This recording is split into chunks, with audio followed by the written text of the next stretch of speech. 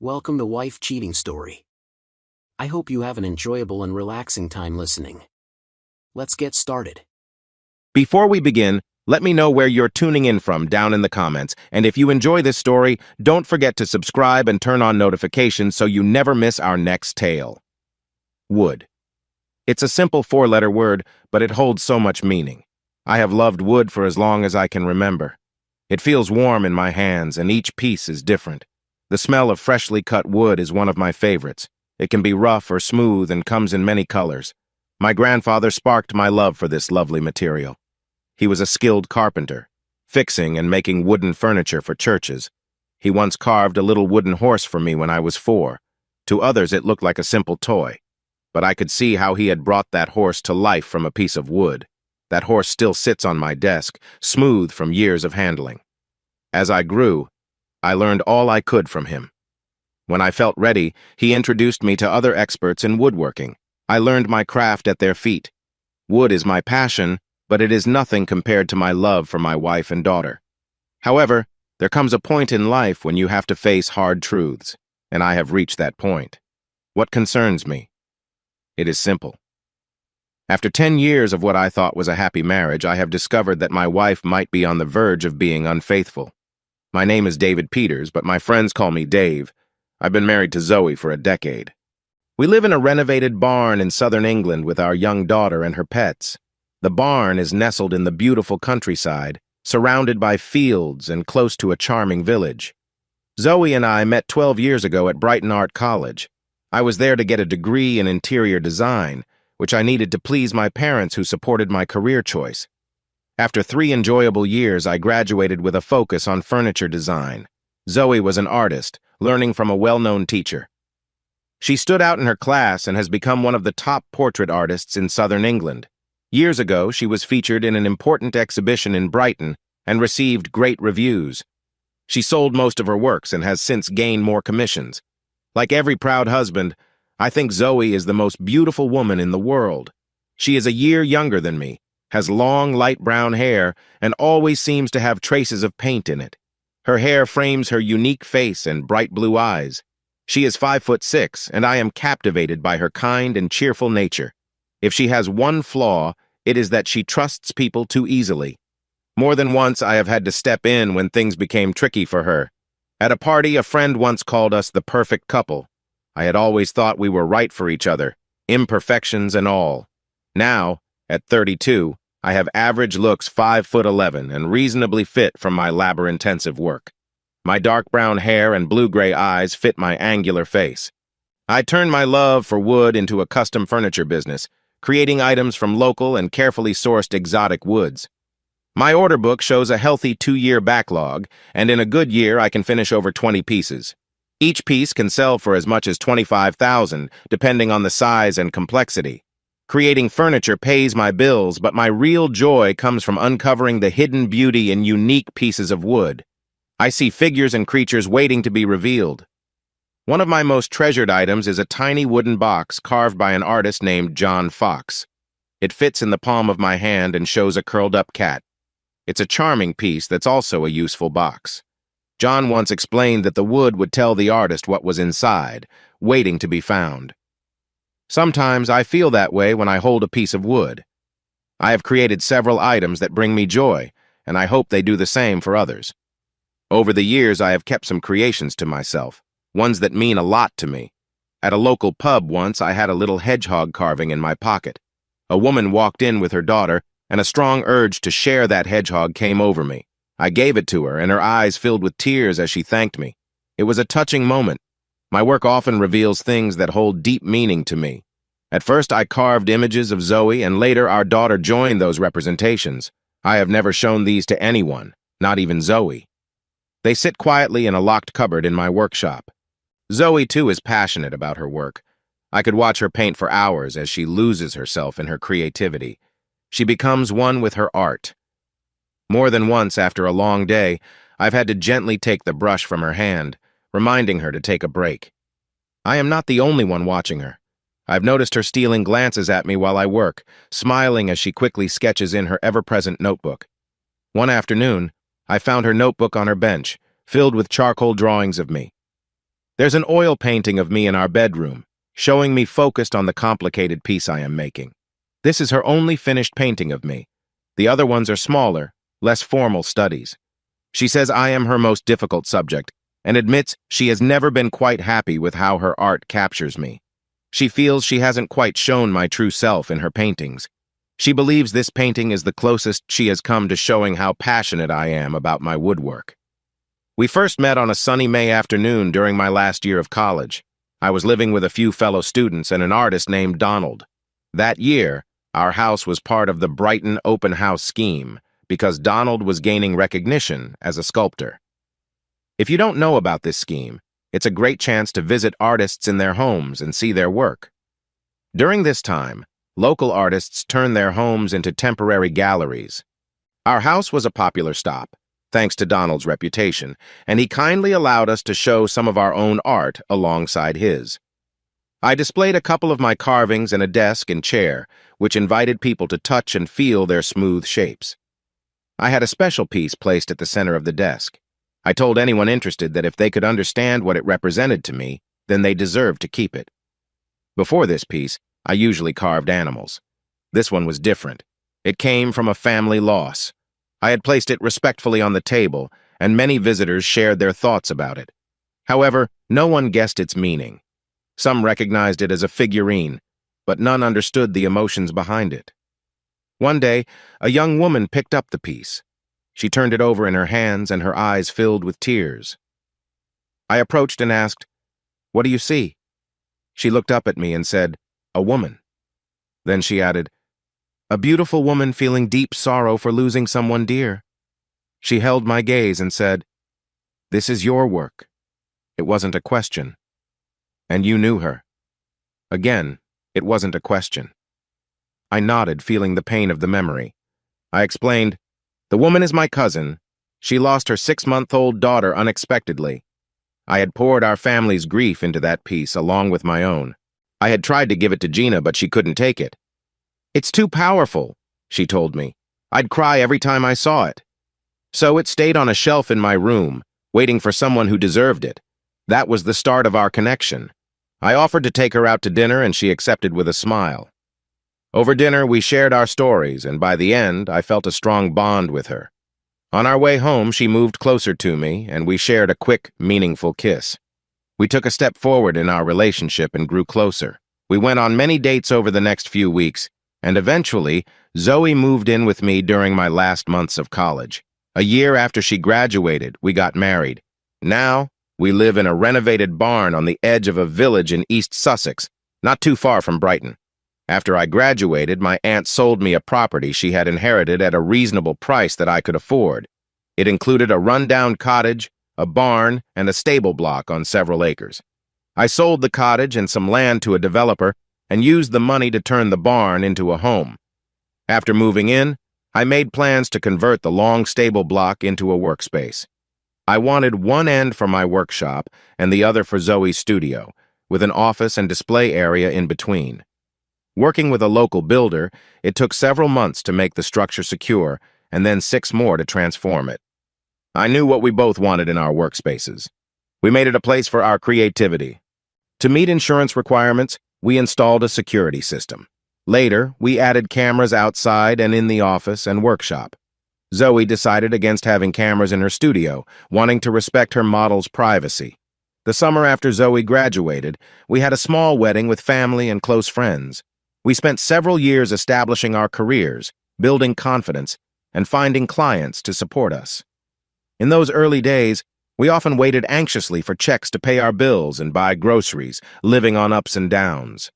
Those times are behind us now. We have both built a name for ourselves, and our finances have improved.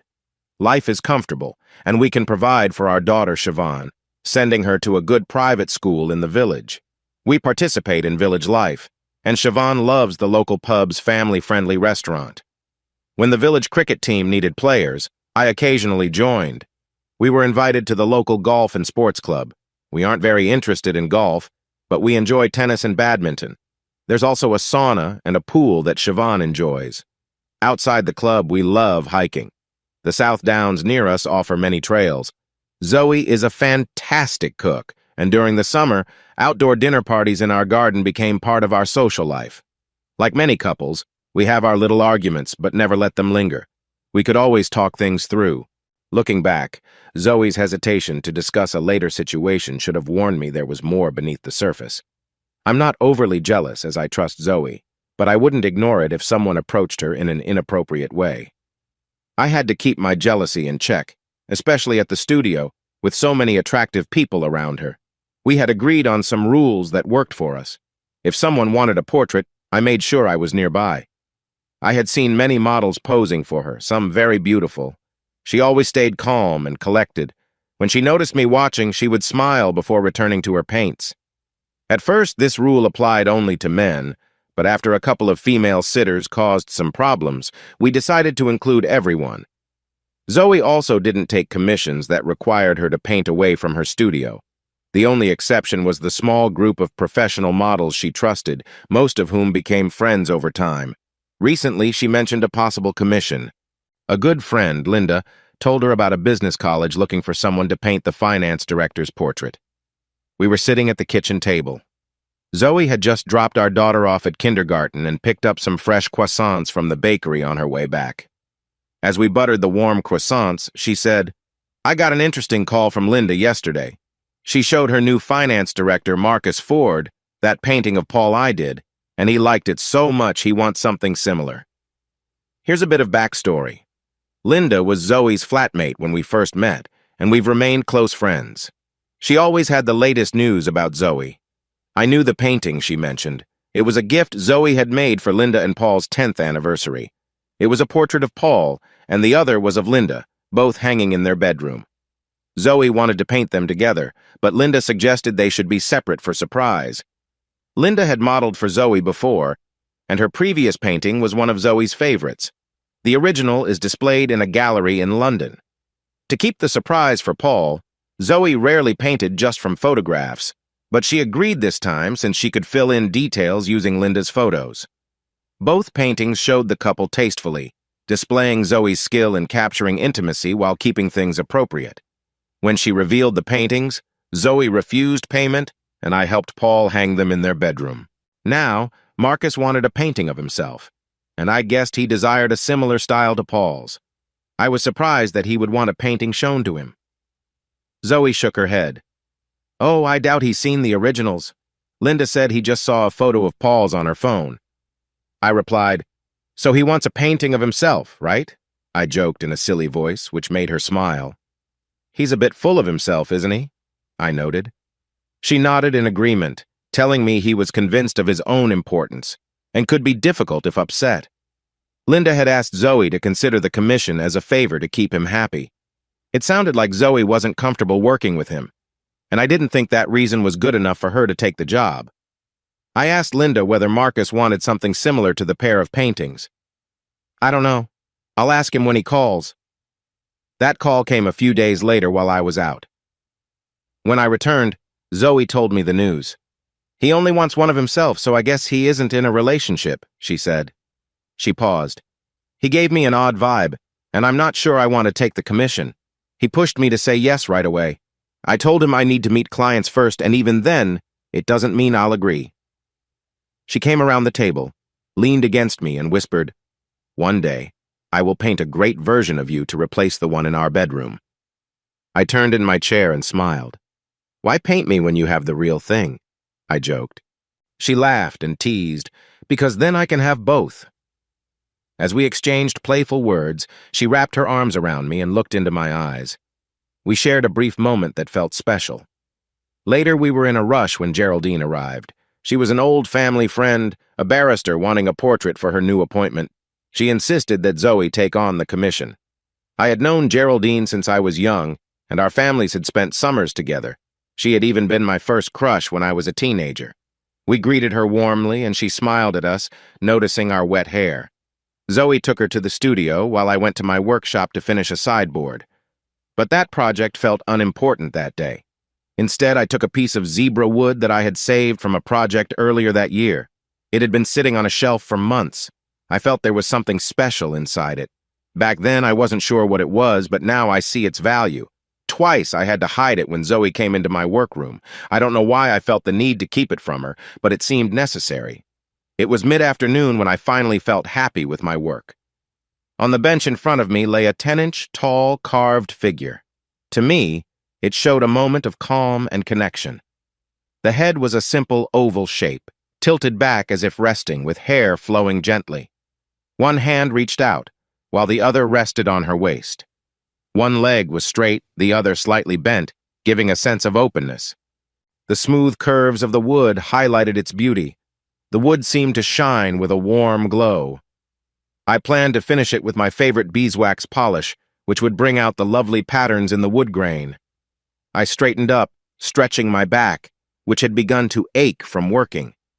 I picked up the figure, turned it in my hands, then unlocked the cupboard where I kept other pieces I hadn't shared with anyone yet. They were all made with care for the two people who meant the most to me, a collection of love.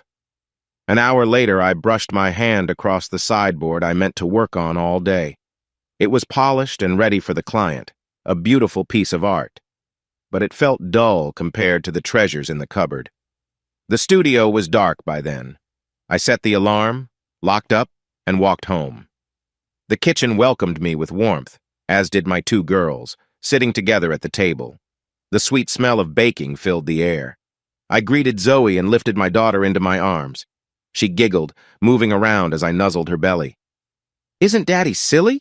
Zoe said, her voice full of joy. My daughter laughed back, looking down at me, saying, "I'm a big girl." "That you are. Beautiful," I replied, holding her close. She nestled her head on my shoulder, and I caught the scent of cinnamon in her hair. "Have you been helping Mummy with the baking?" I asked. She glanced at Zoe, who nodded. "It's a surprise for you, Spicy Buns." "Isn't that right, Mummy?"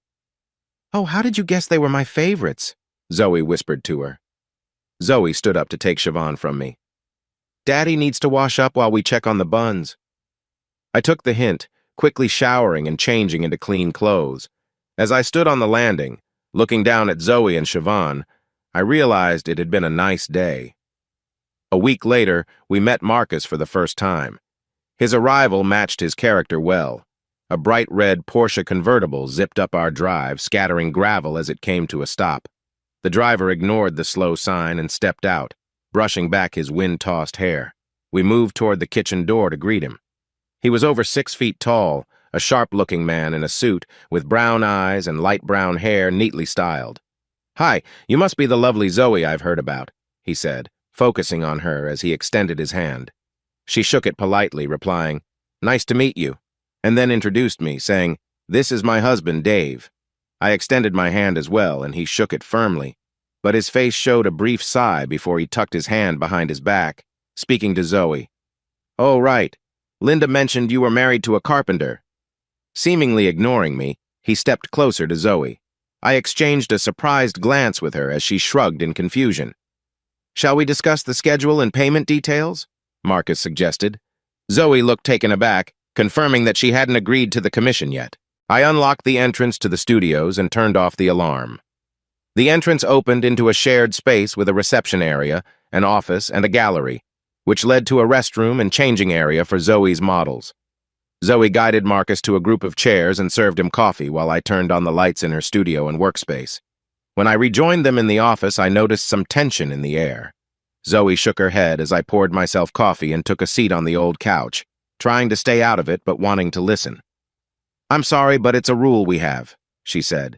"After a past situation, I don't work outside my studio. Even here, I only allow sitters with my husband present." "I'm sure Linda must have told you," he replied smoothly. "She may have mentioned it, but I believe you could make an exception for me. I'm busy and have access to a place near my office that we could use. This is nice, but too far." Zoe looked flustered. "I'm sorry, but I don't need your commission. I have enough work booked for the next year. If you want me to paint you, it will be here and under my rules." She looked at me for support, and Marcus turned to me. "You understand my position, don't you?" I shook my head. "I'm sorry. I agree with Zoe. We made those rules for everyone's safety." He argued for another 10 minutes, trying to change our minds and offering more money as if that would solve everything. "Compensation for your time and effort," he insisted. Finally, looking frustrated, he accepted that he wouldn't change Zoe's mind and that her studio was the only option. I thought Zoe would refuse the commission, but to my surprise, she proposed a price almost double her usual fee, and Marcus agreed without hesitation. They scheduled her to start in a month, writing down the date in her appointment book, and she told him she'd need several photos of his bedroom for the background. They shook hands again as he left, and he held on to her hand a bit longer than I thought was appropriate. As I heard his car speed away, I couldn't help but comment, "He really wants a painting of himself in his room. Why did you agree?" I wondered why he wanted a portrait at all. "Because he's going to pay me well, that's why," she said softly, almost to herself. Even if he is a bit self-centered. But an interesting one. Over the next few weeks, life went on as usual. Still, something about how Marcus and Zoe reacted to each other kept bothering me. Zoe was anxious to show me that she wasn't worried about the job. I couldn't help but wonder why. Even with Linda's obvious dislike of Marcus, she would give Zoe's information to him and push for Zoe to work with him. Finally, my curiosity took over. On a Saturday when Zoe was going to Brighton and I knew Linda would be home alone, I decided to call her. I had some time. Zoe was going to show her favorite gallery owner a few landscapes she hoped would be displayed in his gallery. They were slightly abstract pieces she had been working on, and she wanted a second opinion. When I asked Linda about Marcus, she paused for a moment before saying she needed to go shopping. She suggested meeting for lunch at a pub on the Downs. When I got there, she was already sitting at a table in a quiet corner. She was sipping red wine and had ordered some sandwiches for us to share. I ordered a pint and joined her, greeting her warmly. She played with her drink before looking at me thoughtfully and asking, "Have you met him?" "Once, a couple of weeks ago. He came to confirm the job," I replied. "Has Zoe met him since?" she asked. I shook my head. "Not yet. She's supposed to start next week." Linda looked a bit relieved. "There's something about him that makes me uneasy." "You recommended him to Zoe. What's going on?" I asked. She looked guilty. "Because he could have made my life difficult if I hadn't," she admitted. Her face changed to show concern. "You should keep an eye on him. I wouldn't leave him alone with her," she warned. My instincts were now on high alert. "He's quite charming," she added. "He can talk anyone into anything. I've learned how easily he can get under your skin." "What do you mean?" I asked, worried. She hesitated. "He has a reputation for getting too close to married women. He has had several affairs with women from our office, and he doesn't seem to care if anyone knows." I looked at her in disbelief and asked why he still had a job. She answered my unspoken question. "He gets away with it because his uncle is in charge of the board." "How did he find out about Zoe?" I asked. She took a moment, twisting a napkin between her fingers. Finally, she sighed and said, "That's my fault." She wouldn't meet my eyes. "You must promise me that you won't tell anyone what I'm about to say. If you do, I could lose my marriage, and please don't discuss it with Zoe." This was so unlike her that I sat back and studied her. I had known Linda almost as long as I had known Zoe. They were like sisters. She had never kept a secret from Zoe before. I took a moment to think, realizing I needed her information and didn't like my choices. "That's not fair to me. I'll only agree to keep quiet if it's something that doesn't affect my marriage. If it does, then I can't promise." "But you won't tell Paul what I share," she repeated. "If it turns out there's no reason to worry, I'll keep quiet." I reluctantly agreed, knowing I needed to learn more. But accepting her request put me in a tough position because I didn't believe in breaking trust. However, I would if I had to, and she understood that. "Do you promise?" she asked, her voice trembling. I nodded. She took a deep breath and let it out slowly. "He knows about Zoe because he saw photos of her and the paintings she did while we were together. I was one of the people he got close to. This was the last thing I expected to hear." I could see tears in her eyes and she looked away.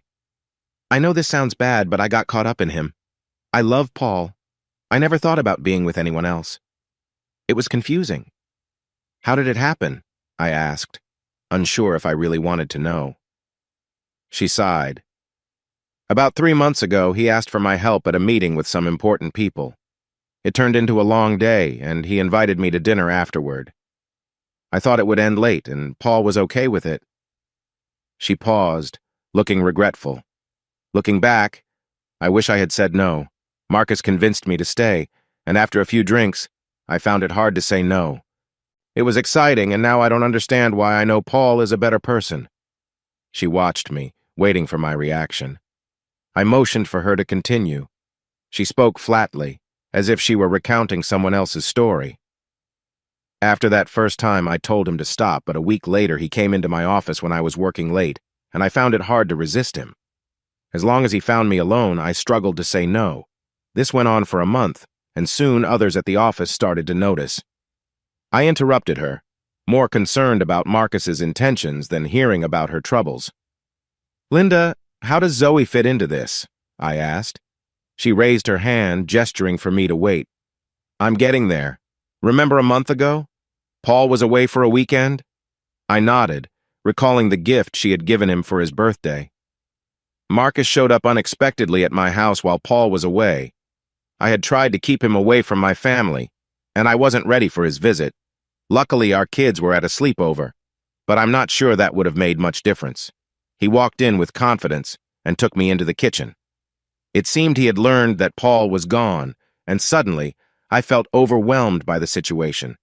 I could see her squirming as she told the story and realized she felt embarrassed. She whispered, "It was such a thrill being swept away like that. Afterward, he wanted me to take care of everything." "Wow, Linda," I said sharply, sensing she didn't appear as upset about what happened as she claimed. "I don't need to know those details." She gave me a sad look and mumbled, "Sorry." She finished her drink. He wanted to see the bedroom and noticed the photos of Zoe and me on the wall, the ones Paul took last year. Marcus wanted to know who she was, so I showed him her paintings. The next thing I remember, we were in our room. After everything was done, I sat on the bed and felt a heavy weight on my heart.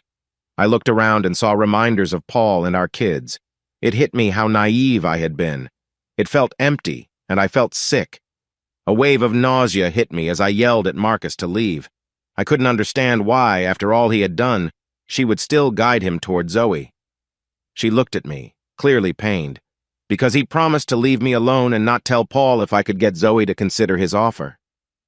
Tears filled her eyes as she reached out to me. I took her hands, trying not to shake her, though I thought it might bring me some relief.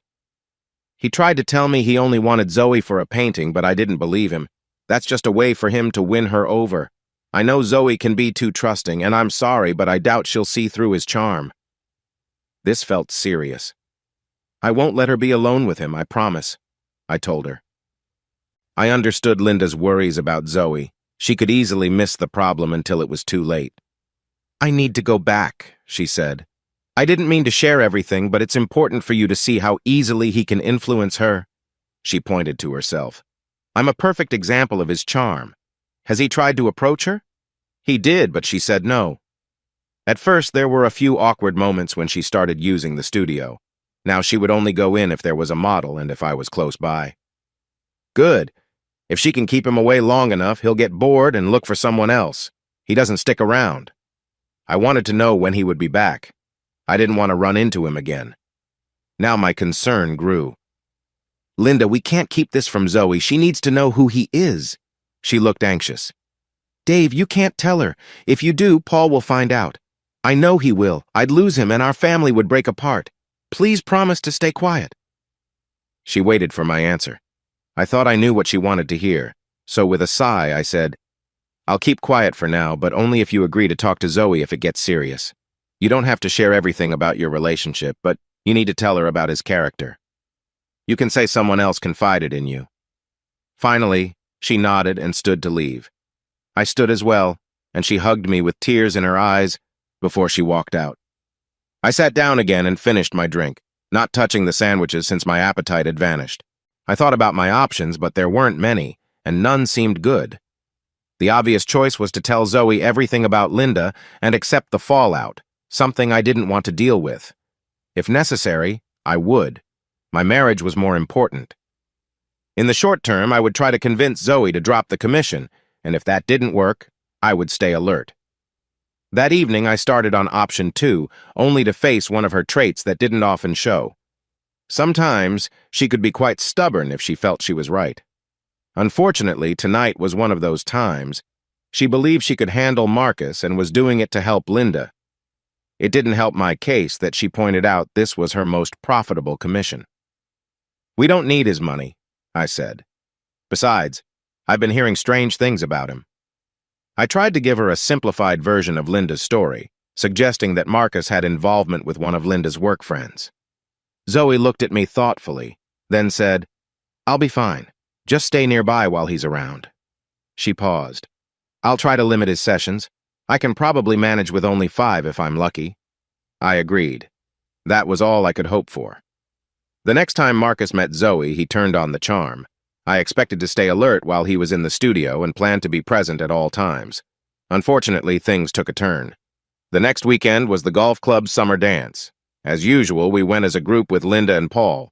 Zoe looked stunning in a dark green cocktail dress that reached her knees. We arrived at the golf club feeling good after having dinner with friends.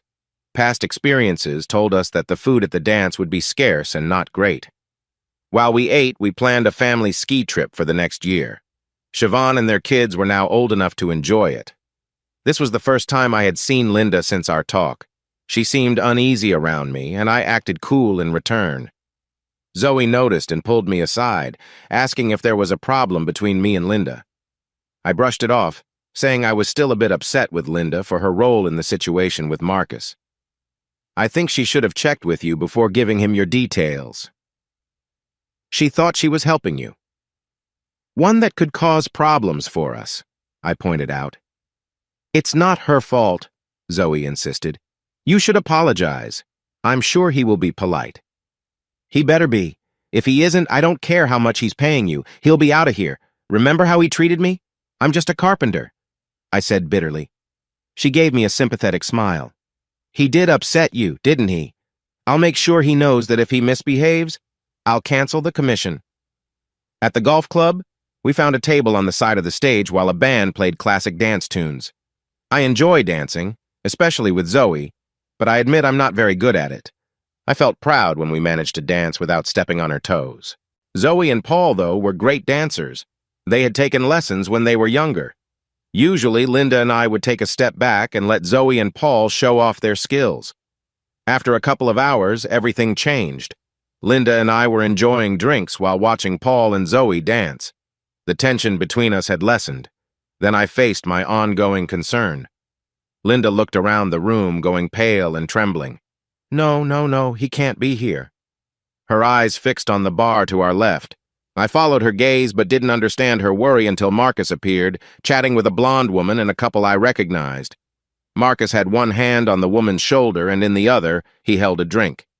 She looked to be in her 30s and was shorter than her companion. Her blonde hair was styled nicely, and she wore a semi-formal dress.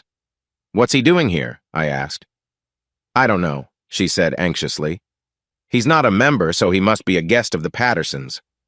I realized who the other couple was. It was Roger and Lydia Patterson, who had purchased one of my early works, a sideboard. "Who's the woman with him? Is she his wife?" I asked. "No, he's not married. She's Lydia's sister," came the reply. She shifted to stand behind me. "Can you find Paul for me? I can't stay here. I don't trust him. He seems too confident he might come over and cause trouble." "Step behind that column," I suggested, thinking quickly. "Marcus won't see you from there. I'll tell Paul you're feeling unwell and want to leave. He'll believe it with how you look right now." We watched Marcus carefully as we spoke. Linda hid behind the column, and I moved closer to the dancing couple while keeping an eye on him. Marcus seemed relaxed, chatting with his companion. Suddenly, I noticed the change in his expression when he spotted Zoe dancing with Paul. He took a few steps towards them, but halted when he saw me. I approached Paul and tapped him on the shoulder. He looked surprised. It was unusual for me to interrupt during such a lively moment. "Are you cutting in, Dave?" he asked.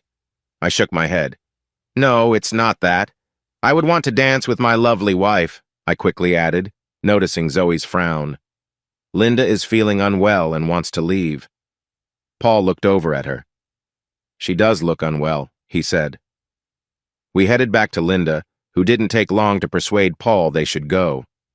I would have joined them, but Zoe had other plans. She wanted to chat with a couple of friends before we left. I need 15 minutes, maybe half an hour at most, she explained. I promised to talk to Sarah and Geraldine. Can you grab me a glass of wine? I think I saw Geraldine on the terrace a bit earlier, I replied.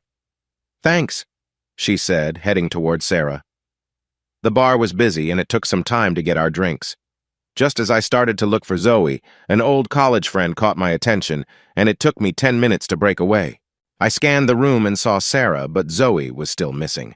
The Pattersons were at a nearby table and Lydia's sister was with them, but Marcus was nowhere to be found. Don't let him be alone with her, Linda's words echoed in my mind.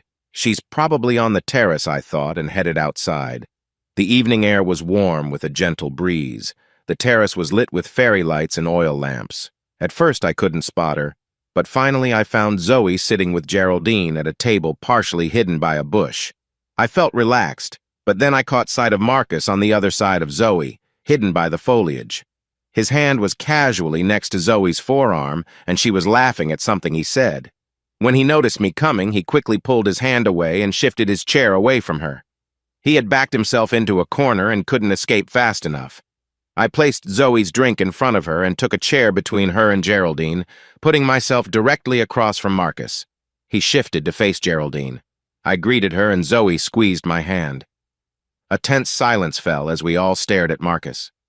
Finally, he broke the quiet. I was looking for you, but I found these two lovely friends first, he said, sounding friendly. I was taken aback, and it seemed Geraldine felt the same. Oh, I replied, trying not to sound dull. I was at the Pattersons for drinks earlier, he continued. I'm a friend of Lydia's sister, Sylvia.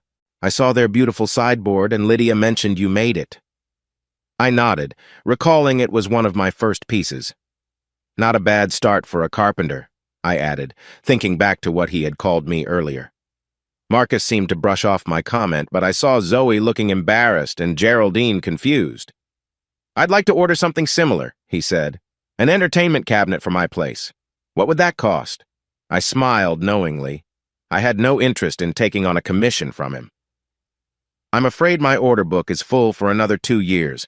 I'm only accepting requests from previous clients.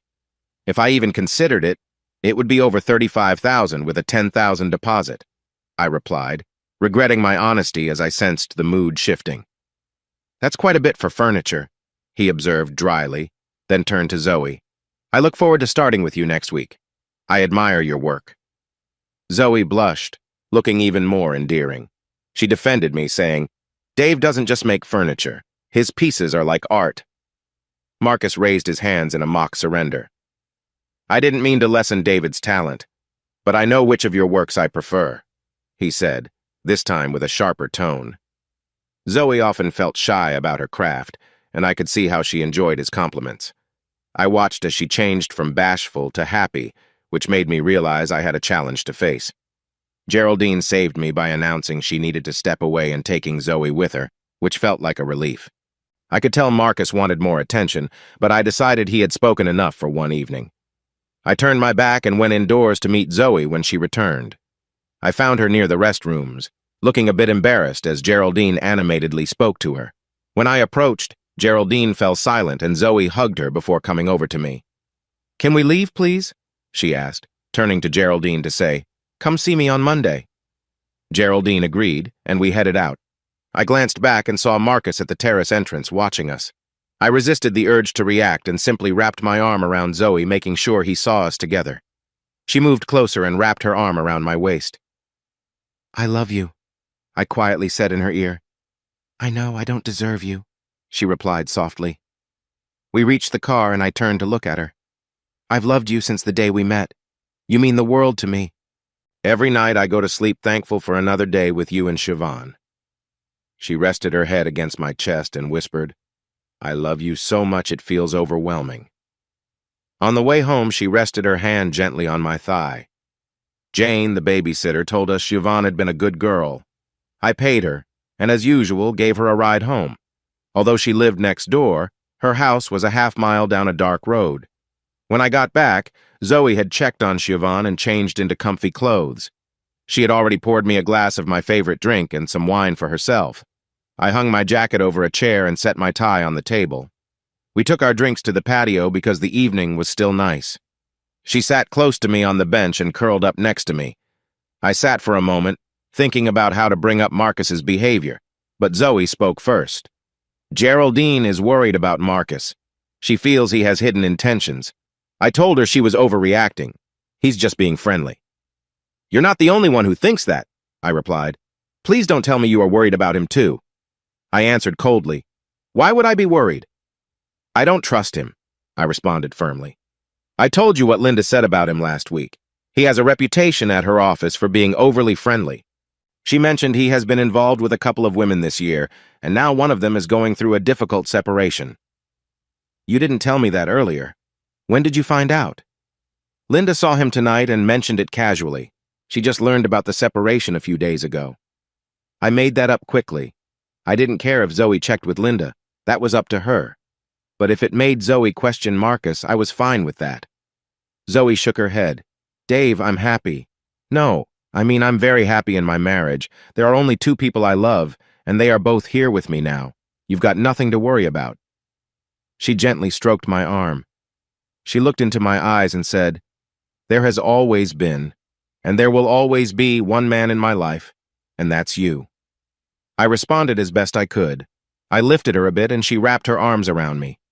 I took her upstairs, and we enjoyed a quiet evening together until late at night. The rest of the weekend went smoothly. Zoe spoke to both Linda and Geraldine. I wasn't part of those talks, but afterward, Geraldine and I had a conversation. Zoe had to go to Brighton on Monday afternoon for a meeting with her gallery owner. She decided to take Siobhan to buy new shoes. I was in my workshop starting a new project, a large display cabinet to fit between two matching bookshelves. The three pieces were for the office of the chairman of a private bank in Switzerland.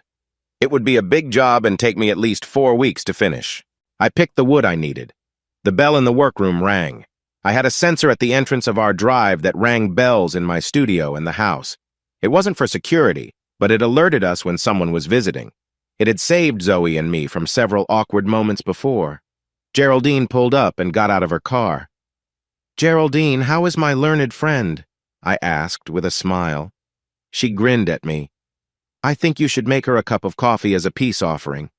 I welcomed her warmly and we went into the office. I poured us both coffee and we sat down. This is an unexpected surprise, I said. What brings you here? She gave me a keen look that seemed to see right through me and made me understand why she was respected in court. She was one of the country's youngest female QCs, yet she had already built a strong reputation. What's going on with Zoe and this Marcus guy? She asked directly. I'm not sure, I said, raising my hand to stop her next question. Nothing from Zoe's side, but it's clear Marcus may have different intentions. I shared what I knew about him without revealing my source. So, you think he has his eyes on her? She said thoughtfully. I nodded and she continued. That explains what I noticed on Saturday night. He seemed very attentive to Zoe and she looked like she enjoyed it. Why haven't you told her to be careful with him? I was surprised she thought I was clueless. Don't think I haven't tried, I replied, feeling frustrated. It's not that simple. We've never gotten in each other's business about work. If I start now, she'll just push back. At least this way, I would have some control. If I tried to stop her from meeting him, he would find chances to connect with her anyway. I shrugged.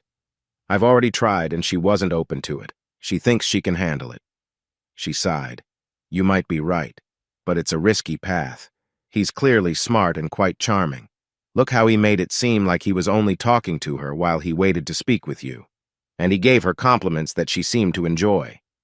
I noticed, I admitted, feeling annoyed. He learned about her just a few weeks ago, but he must have done some research, as he acted like he knew a lot about her Saturday. She's always sensitive to praise because she doesn't fully believe in her talents. I pointed to some of her paintings in the office. I don't understand it, just look at these. They're amazing. So, you're in a tough spot. I could see why she thought that. True, but I have some support in Siobhan. From what I've gathered, he isn't looking for anything serious. For him, it's all about the chase and excitement. I wanted to make it not worth his time. You aren't going to do anything reckless, are you? I shook my head. He doesn't intimidate me, at least not in a physical sense. He's just showy, and we are financially fine. But if he causes trouble for her or my daughter, I might need your help." Geraldine paused for a moment and then smiled briefly. "Give me a tenner," she said. I handed her a 10-pound note from the cash box, curious about why she needed it. "Great, now you've hired me to help you. I'll get the clerk in my chambers to write a contract. Let's be ready, just in case." Then she asked, "When is his first meeting?" "Supposed to be Thursday." "Okay, keep me posted, but I must go. I have a court case to prepare for tomorrow." We stood up, and I walked her back to her car. As she got in, she gave me a warm hug and said, "Remember, I care about all of you. Don't forget to give my goddaughter a hug from me." I smiled and watched her drive off, then grew serious as I returned to my workshop. I kept picking out the pieces of wood I needed for my next project, but I felt uneasy. I thought my relationship was strong, but I wasn't sure how far Marcus might go to get what he wanted. I realized I needed to talk to Linda again. She had a better understanding of Marcus that could help me tackle his ways. Zoe noticed I was tense and distracted over the next few days. When I finally spoke to Linda, it didn't make me feel any better. She was hesitant to meet, but I insisted. We met again at the same pub on Tuesday. I had stopped by on my way back from visiting my suppliers. I knew how much she cared for Paul and their kids, and I was worried about how easily Marcus had gotten close to her. I needed to understand his approach.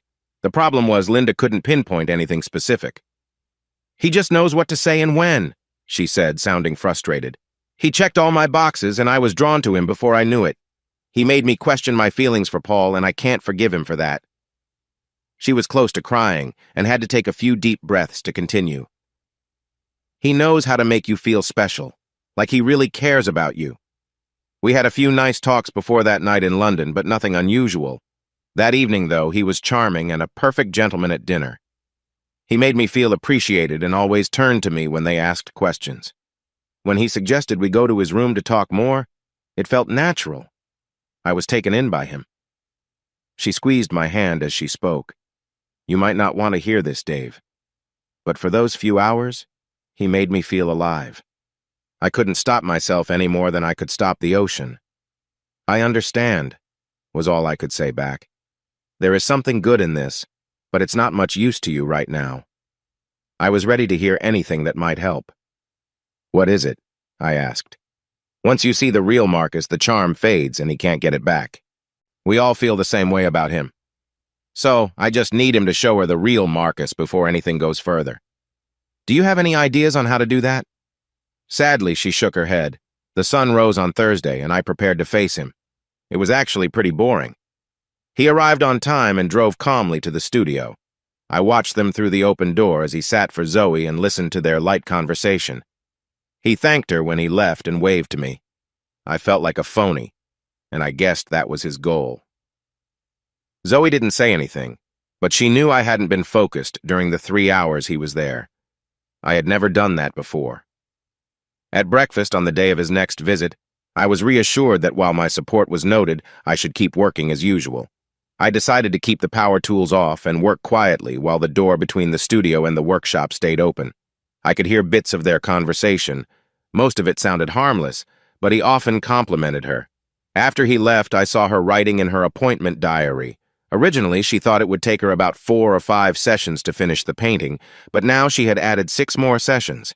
He would be back every Monday, Wednesday, and Friday for the next 3 weeks. This bothered me, especially since he seemed to have cleared his schedule. "Why do you need so many extra sessions?" I asked. "He wants the painting to be more detailed than we talked about, and he wants it done by the beginning of next month." That seemed too convenient. Suddenly, he had a reason for more time with her. "You don't usually work with deadlines," I commented. "That's not what we agreed on. I hope you're raising the price." "When I took the job, I didn't know there was a timeline," she replied. "He has to travel most of next month and wants it finished before he leaves." "And you're okay with that?" I asked. Not completely, but he was so nice when he asked. I felt bad saying no. "And you've increased the price to match the extra work?" I pressed. "I didn't think of that." "Well, you should have," I snapped. I must have looked upset because she came over and hugged me. "I'll message him that because of the changes the fee will have to go up." You know nothing is going to happen. I love you too much to look at another man." Then she joked, "And you've got a better build than he does." She playfully pushed me back onto the sofa. As we relaxed together, she tried to make me smile and lighten the mood.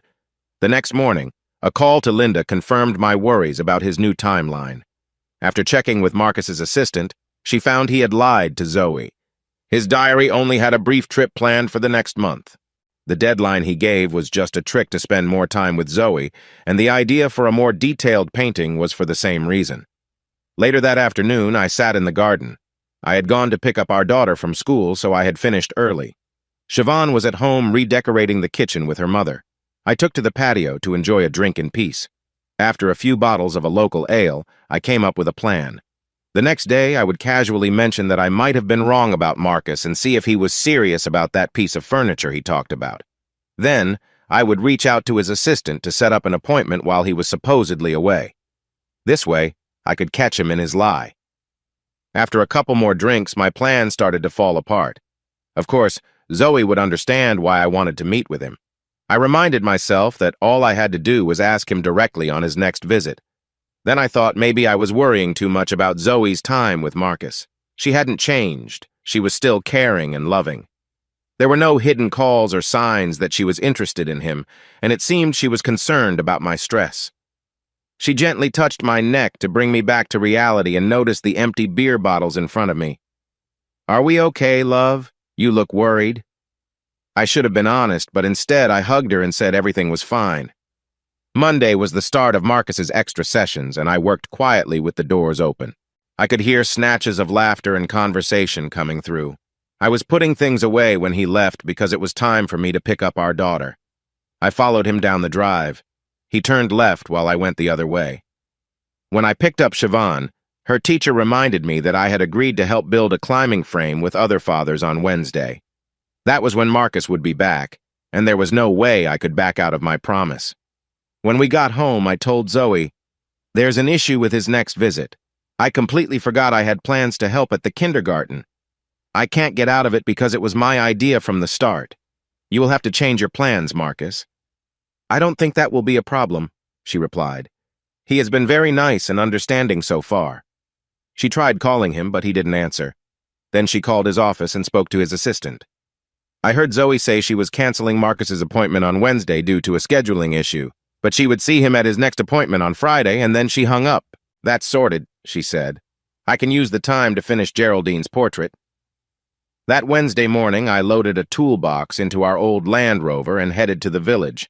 4 other parents had volunteered, and we spent the next few hours taking down the old climbing frame and putting up a new wooden playset that met safety rules. I could have offered to make a replacement for the school, but another parent had bought it from a store. The installation fee was too much, so it was suggested we do it ourselves. We finished by 3, and as Siobhan wrapped up at past, I waited to pick her up from her teacher. I admired the painting she showed me of the parents working on the playset, and we headed home. As we passed our neighbor's farm, I saw what looked like Marcus's car leaving our drive in the distance. He drove off in the other direction, and I was left wondering what this meant. I checked my phone, and it was on. There were no missed calls or messages. Did he just get there and leave, or had he come for his canceled appointment? If so, what had they been doing for those 2 hours? I pulled into the courtyard, and Zoe appeared at the studio door. I unbuckled Siobhan from her car seat, and as soon as I put her down, she ran over to her mother, showing off the painting she had made in class. "Mommy, look at my painting!" she exclaimed. Zoe picked her up, looking at the painting. "It's very nice, sweetie," she said. "I love the tree in the background with blue bark and yellow leaves. And is that Daddy and his friends? Daddy built the playground, and I can't wait to play on it." "Isn't Daddy wonderful?" She turned to me and asked, "Can you lock up? We're going to start dinner." "Sure," I told her, and she took Siobhan into the house. Not a word about her visitor. Did I just imagine seeing the car? No. I sighed in frustration. I was sure it was his. I walked into the studio and looked at the canvas. There were a few wet paint spots, showing that Zoe had been working that afternoon. Geraldine's painting looked untouched. I sat down on the sofa in the office and closed my eyes. It was clear that Marcus had been there. Zoe usually painted from life. I guessed he had made his move. The question was how serious that move was and what I had lost. I entered the kitchen, and Zoe was putting a meal into the oven. Siobhan was standing on her stool at the kitchen table. "I helped Mummy cut the carrots," she said proudly. "That's clever of you." Watching Zoe, I casually asked, "Was that Marcus's car I saw leaving our drive earlier?" She stiffened and said softly, Yes, it was. He said his assistant didn't tell him about my cancellation, so he arrived around 2. I was working on Geraldine's portrait and told him he needed to go since you weren't there. He was a bit upset, so I spent a little time working on his features." That seemed odd. Some of the wet paint I saw was around the lower section of the canvas. Had she just been working from memory, or was she not being honest with me? My annoyance grew, but I tried to keep calm. I acknowledged her comments, returned to the workshop, and confirmed my earlier suspicions. Zoe had misled me. There was no sign she had even looked at Geraldine's painting. I worked until I was called for dinner, and my frustration showed in my poor work. Our conversation was stiff and quiet during dinner with Siobhan at the table. I cleaned up afterward and washed the dishes as Zoe read Siobhan her bedtime story. I was sitting on the terrace with a drink when she came and sat beside me. I could see she looked worried, and so did I. I couldn't hold back. "Zoe, we agreed you would never be alone with any model, and he knew the rules. You should have just sent him away." I kept my voice low, not wanting to wake Siobhan, but my concern was clear. "And why didn't you tell me he was here earlier? I shouldn't have had to ask." "But nothing happened, Dave. I called his office and canceled. You were with me when I made the call. He just showed up and didn't want to leave when I asked. I thought it would be easier to work on the portrait and keep him happy." "I still don't understand why you didn't tell me. You know how I feel about him." He was talking about his upcoming travel, but if Linda was right, he had no big travel plans. Had he not gotten the message? Or was that another detail left out? Zoe looked upset. "I don't get why you're so worried. He's just a client. Nothing happened. He was charming, a perfect gentleman." I recalled Linda's words from our last conversation. "He's very good at making you feel special, like he cares about you." I reached out my hand, and she took it gently. I whispered, "Zoe, if you care for us, please don't do anything you might regret later." "I don't plan to do anything I would regret," she assured me. "You need to trust me. I would never put you or Siobhan in danger." We left it at that, and sat quietly until it was late enough that we could go to bed without feeling guilty. Zoe turned away from me, but I don't think she fell asleep for a long time. I know I didn't. Breakfast was quiet, and Siobhan sensed something was off. For a 5-year-old, she was very sharp. I dropped her off at school that morning as Zoe had a client at 9, a young woman whose grandparents wanted a portrait for their anniversary. I worked in the workshop, using a tool to cut a thick piece of wood, ending up with 2 nice sections, each showing the beautiful grain inside. I ran them through the planner and then sanded the surface, planning to use them for cupboard doors in a future project. I was humming to myself, working with the wood eased my discomfort. Zoe came into my workshop after her client left, stood on the other side of the bench I was working at, and handed me a cup of tea. "What will you do tomorrow when he's here?" she asked, her tone showing she was tired of my worries. I set down the tool I had been using and brushed off the wood shavings from my clothes, taking a moment to respond. Her mentioning his name made me uneasy. "Whatever needs to be done," I said firmly. Zoe looked exasperated. "I'm sorry," I said with a hint of frustration. "He bothers me, and it's unfortunate you can't see past his charming ways. Does he really need to be there? Can't you work from photos this time?" She shook her head. "If I thought I could, I would, but you know that's not how I work. I wish you had never taken this job. I don't trust him." "I'm sorry, but I think you're being irrational about this. Marcus has always been polite whenever we met." I sighed, and that's what worries me. From what Linda says, everyone who gets close to him thinks he's a perfect gentleman, but he might be leading them into trouble. "It's always something Linda's friend says," she replied sharply. "How can she really know? She hasn't been involved." I had to look away because this was the heart of my worry. I knew Linda was sharing her own experiences with Marcus, but I promised not to mention her directly unless it was absolutely necessary. I wasn't sure if it was the right time to risk her marriage over it. I would ask her again if she wanted to speak to Zoe. If she didn't, I would take action myself. I trust you, and I won't interfere tomorrow. Just don't believe everything he says or does right away, I advised. I'll be careful, she replied, coming around the bench to hug me. The unasked question lingered. Was she going to be careful around Marcus or me? I had been trying a new woodworking method that was getting popular. It lets you use wood pieces that usually wouldn't work for big desks or counters by using a special resin to fill in gaps. I couldn't help but compare this to my own situation. I had to stop Marcus from creating gaps in my marriage and find my own way to keep us together. Marcus returned as he usually did, making an enthusiastic entrance that did nothing to improve my mood. He walked in, greeted Zoe warmly, and then looked my way.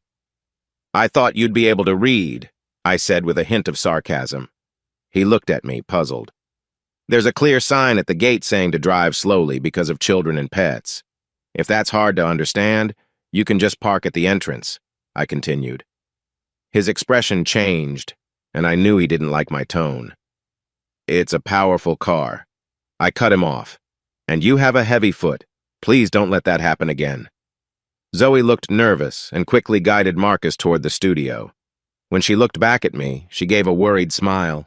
I just shrugged as they went in, with Marcus reaching to close the door behind them. I was about to open the door when it swung open again. Zoe stood there looking a bit embarrassed. Sorry, she said, holding the door with a doorstop. Marcus, the door needs to stay open. Okay, I just felt a cold breeze last time, he replied. I can use a fan heater if you get cold, she offered before stepping back into the studio. I sat down again, focused on my work. After a while and a few phone calls, I found a supplier with what I needed and some unique wood that had the right papers. I could use those for future projects. In the background, I heard Zoe and Marcus talking. My head turned when she laughed at something he said. A moment later, another laugh came from the studio, and I felt a bit annoyed. If Zoe had just painted his face on Wednesday, why was he bringing up the draft? Considering his usual outfit, he would only feel a draft if something was off. This made me think of two possibilities. Either Zoe wasn't being completely honest with me, or Marcus was trying to persuade her to work behind closed doors. I finished my orders, but my unease grew until I stepped into the office to take a look at them. I watched closely. At least Marcus was dressed, but his outfit was minimal. He sat on a wide bench that looked like a couch. Because he faced away from the door, he couldn't see me. Zoe was focused on her paints, her back to me. Marcus was saying, "This is a great chance for you. The owner of that gallery is a friend, and he'll happily showcase your work. You have real talent and deserve a bigger audience." Zoe flushed as she replied, "I keep telling you, I don't have that talent, and several local galleries already represent me, but thanks." She pointed toward my workshop, still looking at her palette. "If you want to see talent, look at the piece Dave just finished. That shows real skill." "Come on," he said gently, still looking at her. "You're being modest. You have much more talent than a furniture maker. He makes things anyone could find in a store. You're an artist." "That's not true. He's much better than that, and I doubt I'm as good as you think," Zoe said, shaking her head. He disagreed lightly, and as her smile grew, he added, "That's better. You look lovely when you smile." She giggled but then sighed, setting down her brush. "Now you're just being silly. You're moving again," she said, as she stepped closer to gently adjust his head and touched his cheek. He turned his face and she laughed softly before returning his head to where it was. I could feel my anger rising and realized this was crossing a line. Without thinking, I walked into the studio, heading straight toward them. Zoe jumped at the sound of my steps and turned pale when she saw my expression. Marcus turned too, and a small grin appeared briefly before fading as he noticed my clenched fists. "Dave, Zoe started, but I held her gaze, silently telling her to stop. I walked closer to Marcus. "Get dressed and leave," I said firmly, my voice cold with anger. He didn't move, ignoring my command and returning his attention to Zoe. "That's up to Zoe. We still have time," he complained. "This isn't a discussion. You need to go now," I insisted, stepping even closer and making him flinch as I grabbed his clothes from a nearby chair and tossed them to him, not caring that they fell into some spilled paint. Zoe kept her eyes on me and quietly said, "Dave is right, Marcus. You should go." He hesitated, then stood up quickly, moving to put the couch between us as he dressed. The room was silent as he got ready to leave, walking toward Zoe as he headed out. She turned away, coming closer to me. He shrugged and moved towards the door. I said calmly as he reached it, "Don't come back until we reach out to you." Seeing Zoe's worried expression, I added, "We will call you next week to let you know when your next appointment is." His face turned red with anger. "If you say so," he growled. "But Zoe, don't forget the deadline, I'll remind you." "Marcus," I replied, trying to show my disapproval. He paused for a moment.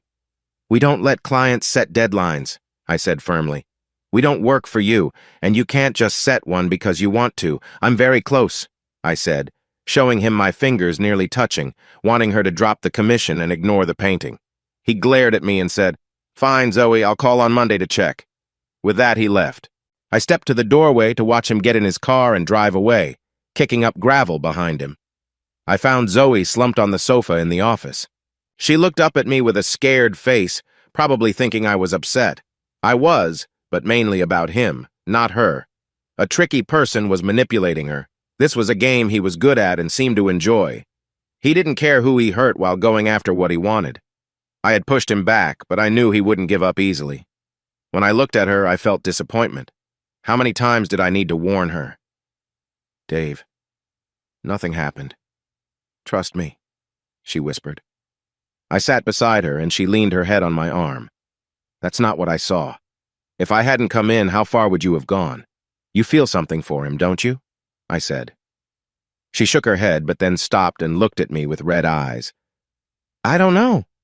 Honestly, it was just a little chat. He's fun and interesting. Most of my clients don't say much. He wants to know about me, us. He doesn't seem to think much of me, does he?" "I'm just a furniture maker," I said, unable to hide my irritation. I told her I had listened to them for a while. "David," she called me by my full name only when she was upset, "you're one of the best furniture makers in the country."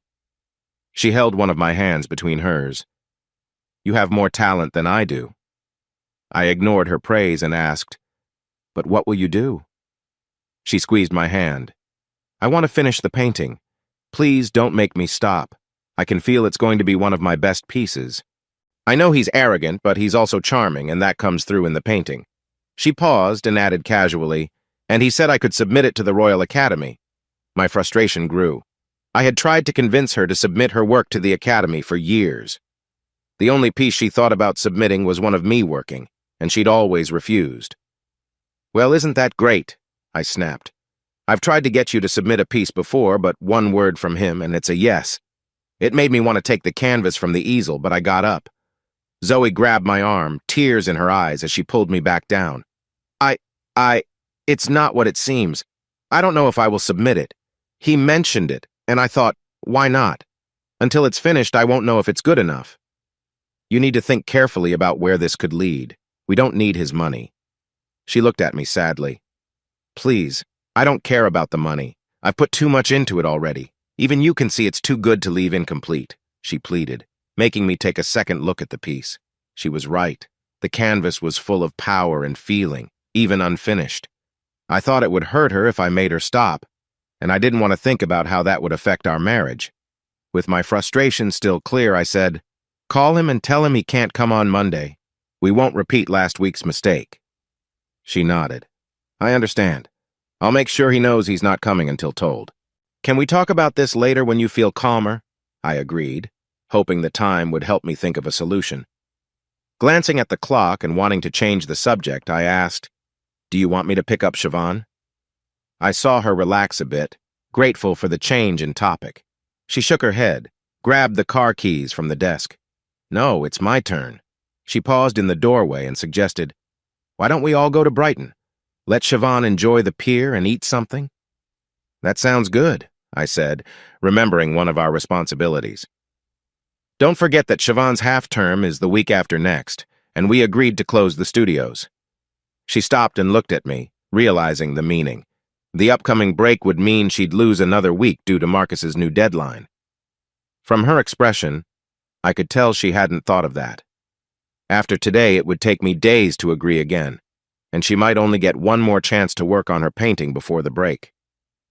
As parents who work from home, we had gotten used to having our daughter around all the time. When Siobhan started school, we felt a gap in our days. To balance it out, we had agreed to keep our work time free during school holidays to spend more time together. "Ah, yes," she said as she walked to the car. "Do you want me to call him and confirm he knows Monday is off?" I called out. "I won't let this go." "No, it's my issue. I'll handle it," she replied. Then she drove away. Later, we parked on the seafront, finding a spot on Madeira Drive near the railway. Siobhan wanted to walk to the end of the famous West Pier to ride the roller coaster. She skipped along the wooden boards between us, holding our hands. After Siobhan had a great time on the rides, we stopped at the arcade, and I spent too much trying to win her a stuffed toy. I could have bought her many from a shop for what I spent. But I couldn't say no to her excited look as the claw hovered over her desired prize. When the pink unicorn finally dropped into the chute, her joy made it worth it. We finished by buying fish and chips from our favorite place, tucked under the esplanade. We sat on the beach's pebbles, enjoying them from the paper, loving the crispy batter and the salty chips. Siobhan picked at our meals, taking the occasional chip. The lights on the pier reflected in the water, and gentle waves splashed against the shore, calming us. We didn't discuss the tension. Instead, we focused on the fun things we would do during her half-term. I drove us home, and Siobhan fell asleep in her car seat.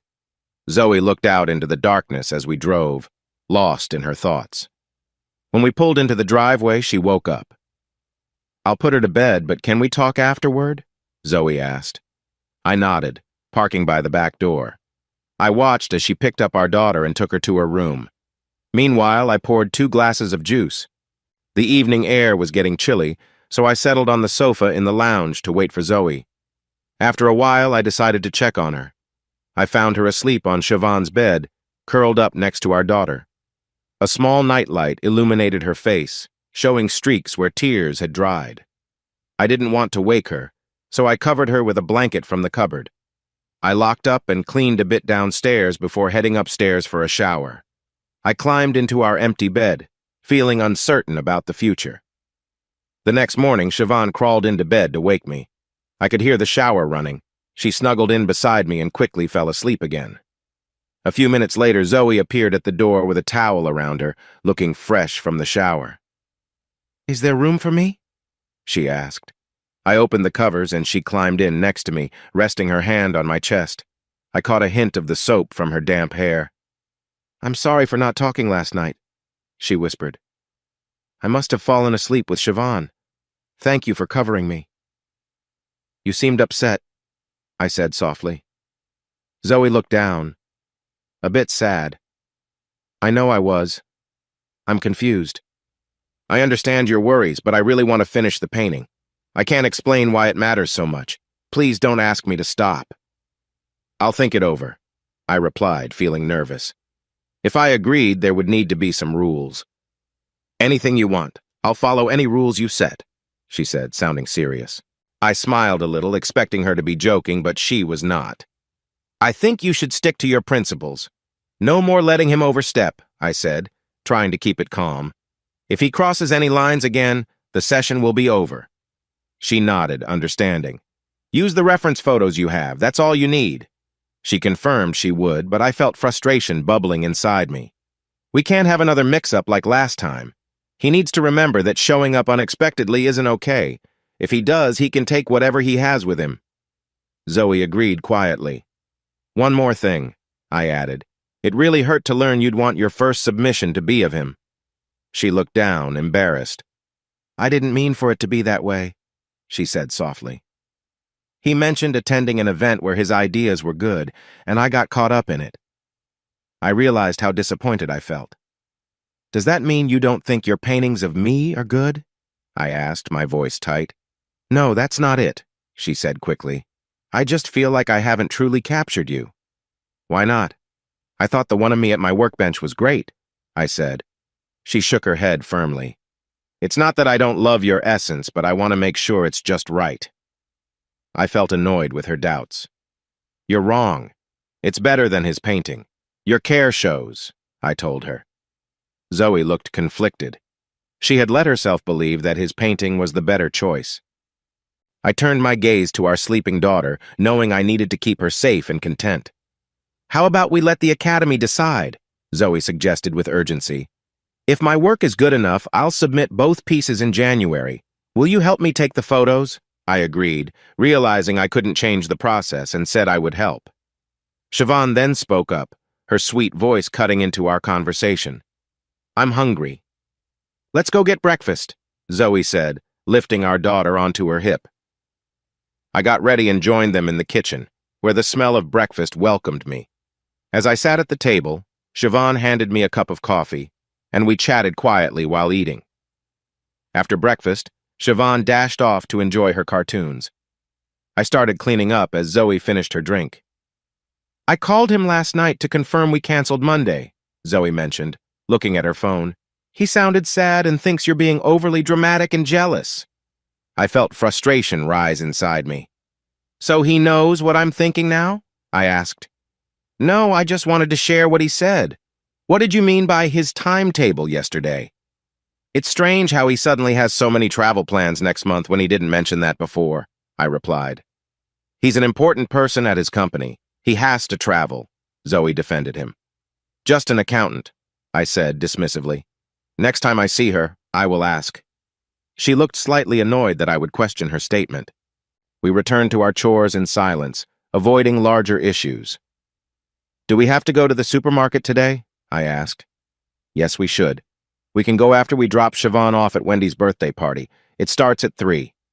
I had completely forgotten about the birthday party invitation with everything happening around me. The excitement of children's birthday parties and the happy little ones who come rushing back to you. This was the first year that Siobhan didn't want one of us to stay with her. She dashed into the party shouting, "I'll see you later, Daddy." Siobhan looked charming in her party dress, and Zoe took a few quick pictures on her phone.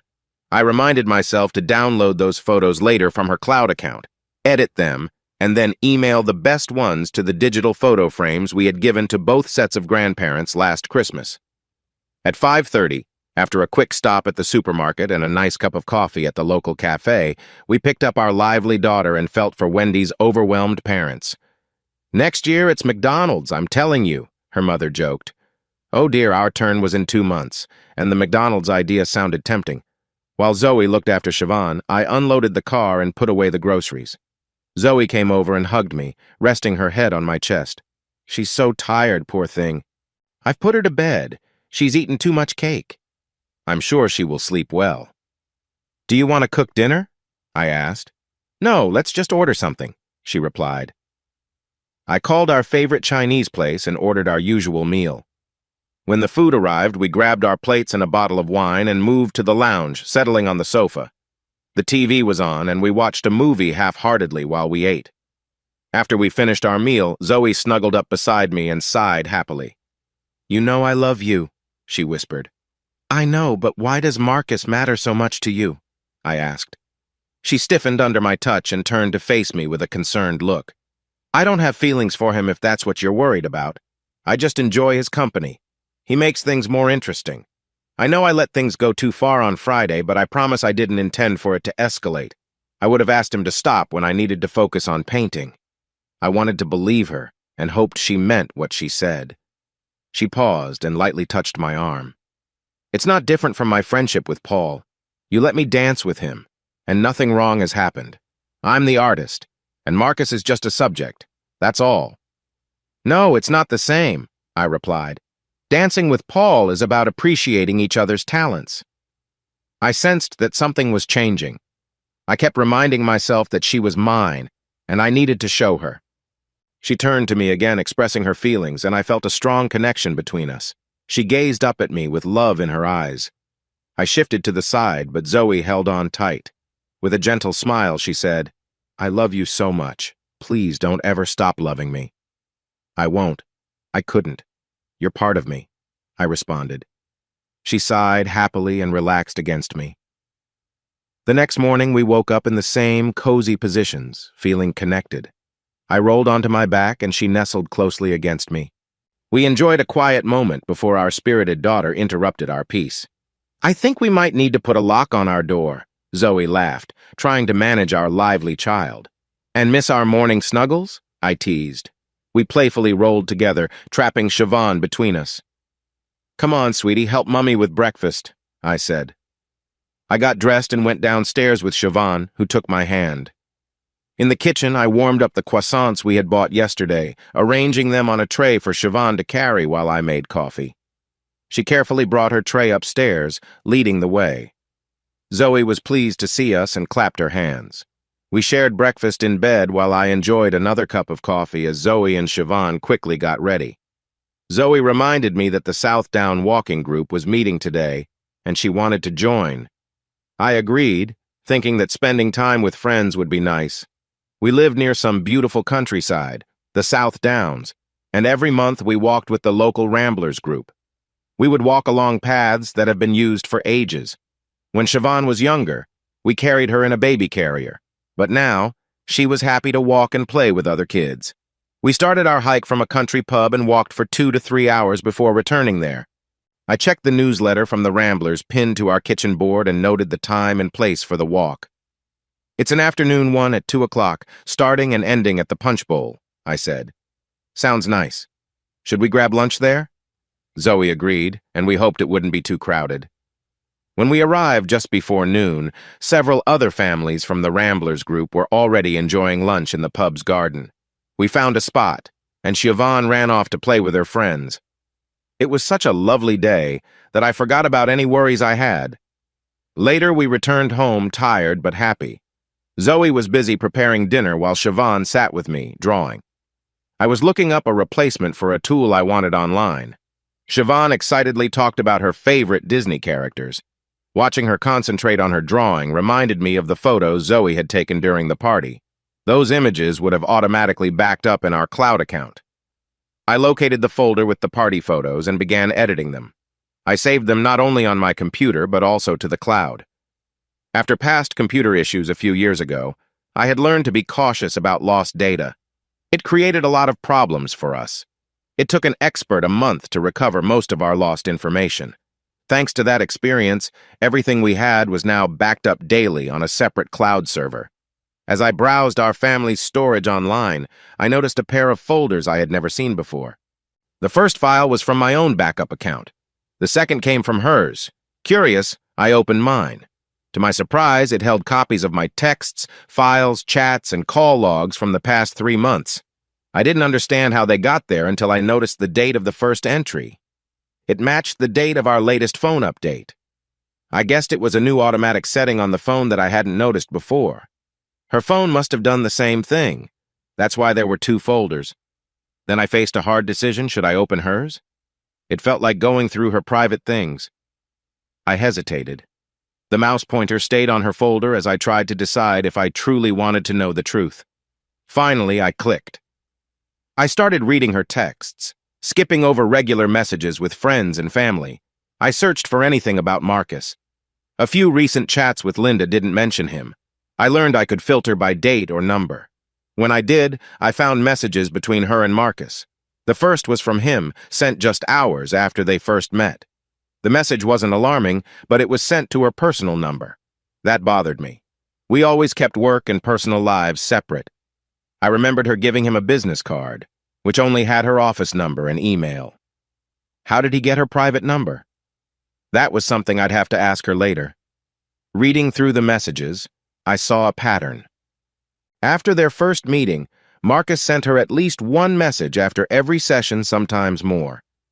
At first, she didn't reply much, but over time, her responses became more frequent. In one of his messages, he said he thought I was jealous of her. She answered, "You're wrong. He isn't jealous." He replied, "Are you sure?" That's how it looked. She didn't reply to that one. Later that morning, she told me Marcus thought I was jealous of her success. She must have shared what I said to her because his next few messages talked about it. He told her about someone at work who had misunderstood him and caused problems. He said he was innocent. I wasn't sure I believed that. But her reply was what caught my attention. She said, "I can understand her interest. You have charm. It's a pleasure to paint your portrait." I didn't like reading that. After that, his tone became more flattering, and he continued to bring up doubts about me. Her replies became warmer.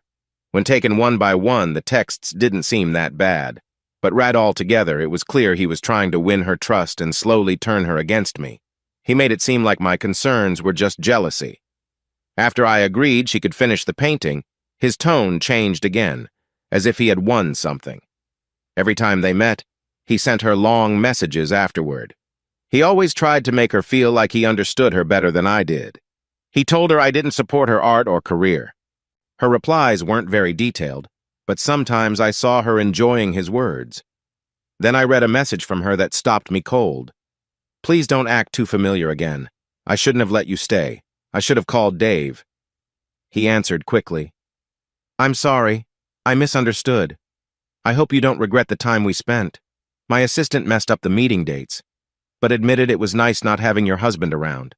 Are you sure you can't talk him into letting you paint me in London?" She replied, "Please don't ask again. It was nice to talk privately, but I won't go to London." I didn't understand what she had been thinking. She was letting his words affect her. On Friday, after the awkward moment at the studio, he sent her more messages blaming me. One read, "What did he think we were doing? If he acts like that again, I'll ask you to finish the painting in London." Her reply helped a little. He misunderstood what he saw. That's why he was upset. I don't even know if he'll let me finish it, and I wouldn't go to London anyway. After that, there were only a few more messages. I logged out of the cloud account and leaned back in my chair. Siobhan looked up from her drawing and smiled. I smiled back, but inside I didn't feel okay. Zoe called us for dinner. I picked up Siobhan and carried her inside. She showed her mom the drawing, and it joined the others on the fridge. I ate quietly, thinking about everything I had read. I looked at Zoe and wondered what I would have to do to protect our marriage. I knew I wasn't going to give up. I had too much to lose. Later, after Siobhan was in bed, Zoe and I sat on the sofa. "We're okay, right?" she asked. "That depends on you," I said. She looked surprised and turned to me. "What does that mean?" "I don't know. I feel like I've lost you to Marcus." "What?" "No, I love you." "Why would you think that?" "For a while now, it seemed like the painting and Marcus matter more to you than your family." Her voice shook. "That's not true. You and Siobhan mean everything to me." "Then if I asked you to stop the painting, would you?" She whispered. "Please don't ask that. I've already lost you, haven't I?" "No, you haven't. Please don't say that. I'm still here, but it's important that I finish the painting." "For who? For us or for him?" "For us," she said, clutching my arm. "You and me." She hesitated. "He sends a few messages sometimes, but they don't mean anything. I don't always read them." She looked at my face and must have seen that I didn't believe her. Why would I? I had already seen the messages. "Please believe me, Dave. I haven't done anything wrong." She moved closer, resting her arms on the back of the sofa. The way she sat there made her look peaceful and open. She seemed like she was hoping I would trust her again. I moved closer, and we shared a special moment together. The air felt alive with energy, and we both noticed how intense everything was.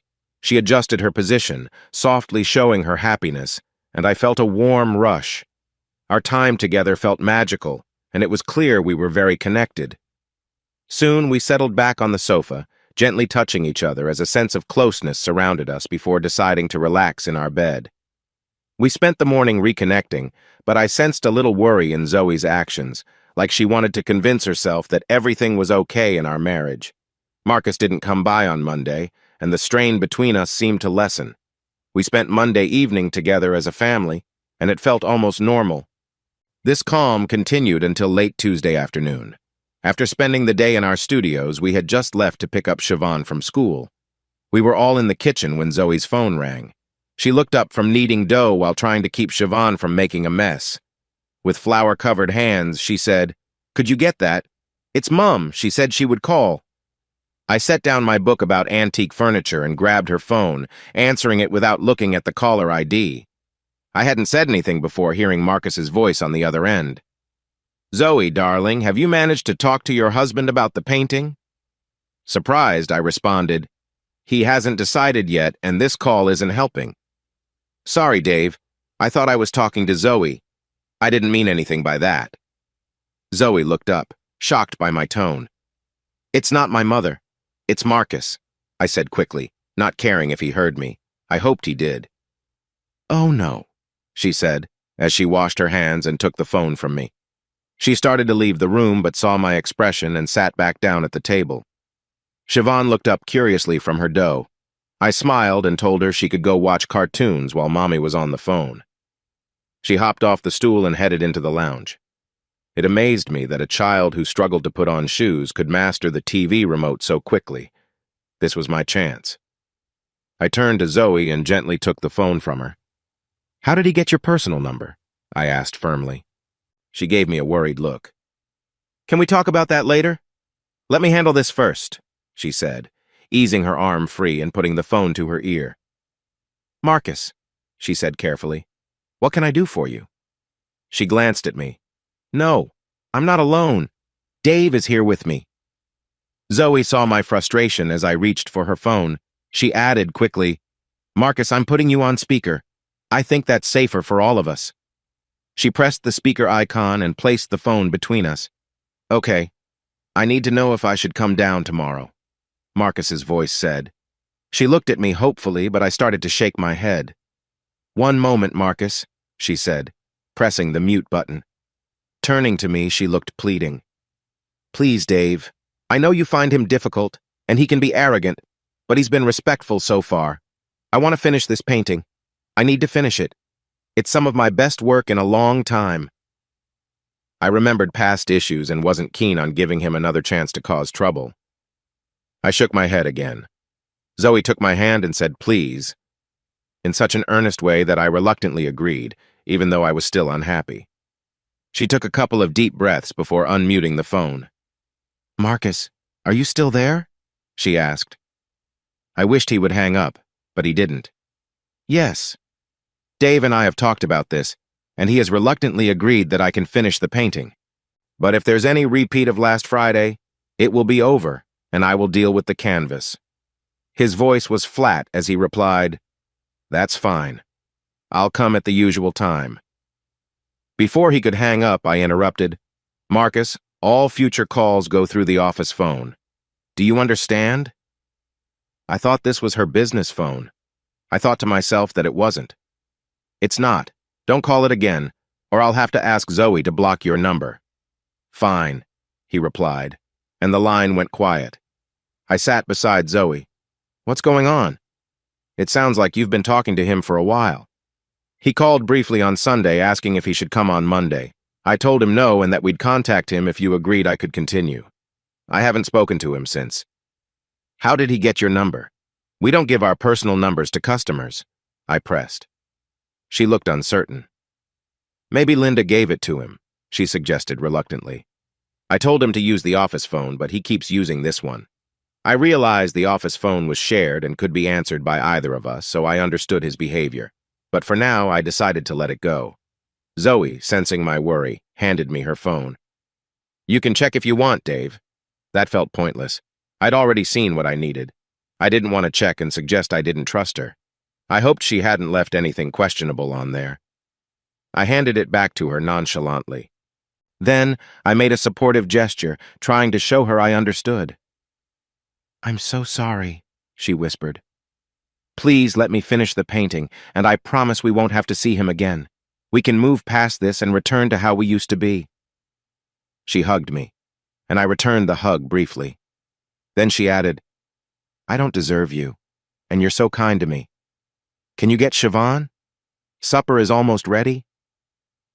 After we put Siobhan to bed that night, we read quietly. Neither of us knew what to say. The silence hung on, even in bed. We cuddled for comfort, but it didn't ease the tension. The next morning, the atmosphere was still strained. We each kept busy in our studios. At midday, Zoe insisted we pause for lunch and that she would make it. While she was in the kitchen, I took a closer look at the unfinished painting of Marcus. Even though I didn't like it, I could see she was right. It had potential. I understood why she wanted to finish it. She had captured Marcus's confidence well, giving the painting a sense of strength. Zoe had used a pose she had created before, but never with this kind of power. Marcus looked dignified, almost like a ruler, lying comfortably on a rough outline of a bed. In the areas that were close to being finished, the oil paints shone with a deep glow, reminding me of the old masters. In my opinion, the painting still needed a few more sessions to be finished without Marcus's help. Marcus showed up after lunch without much excitement. He gave me a quick nod and went into Zoe's studio.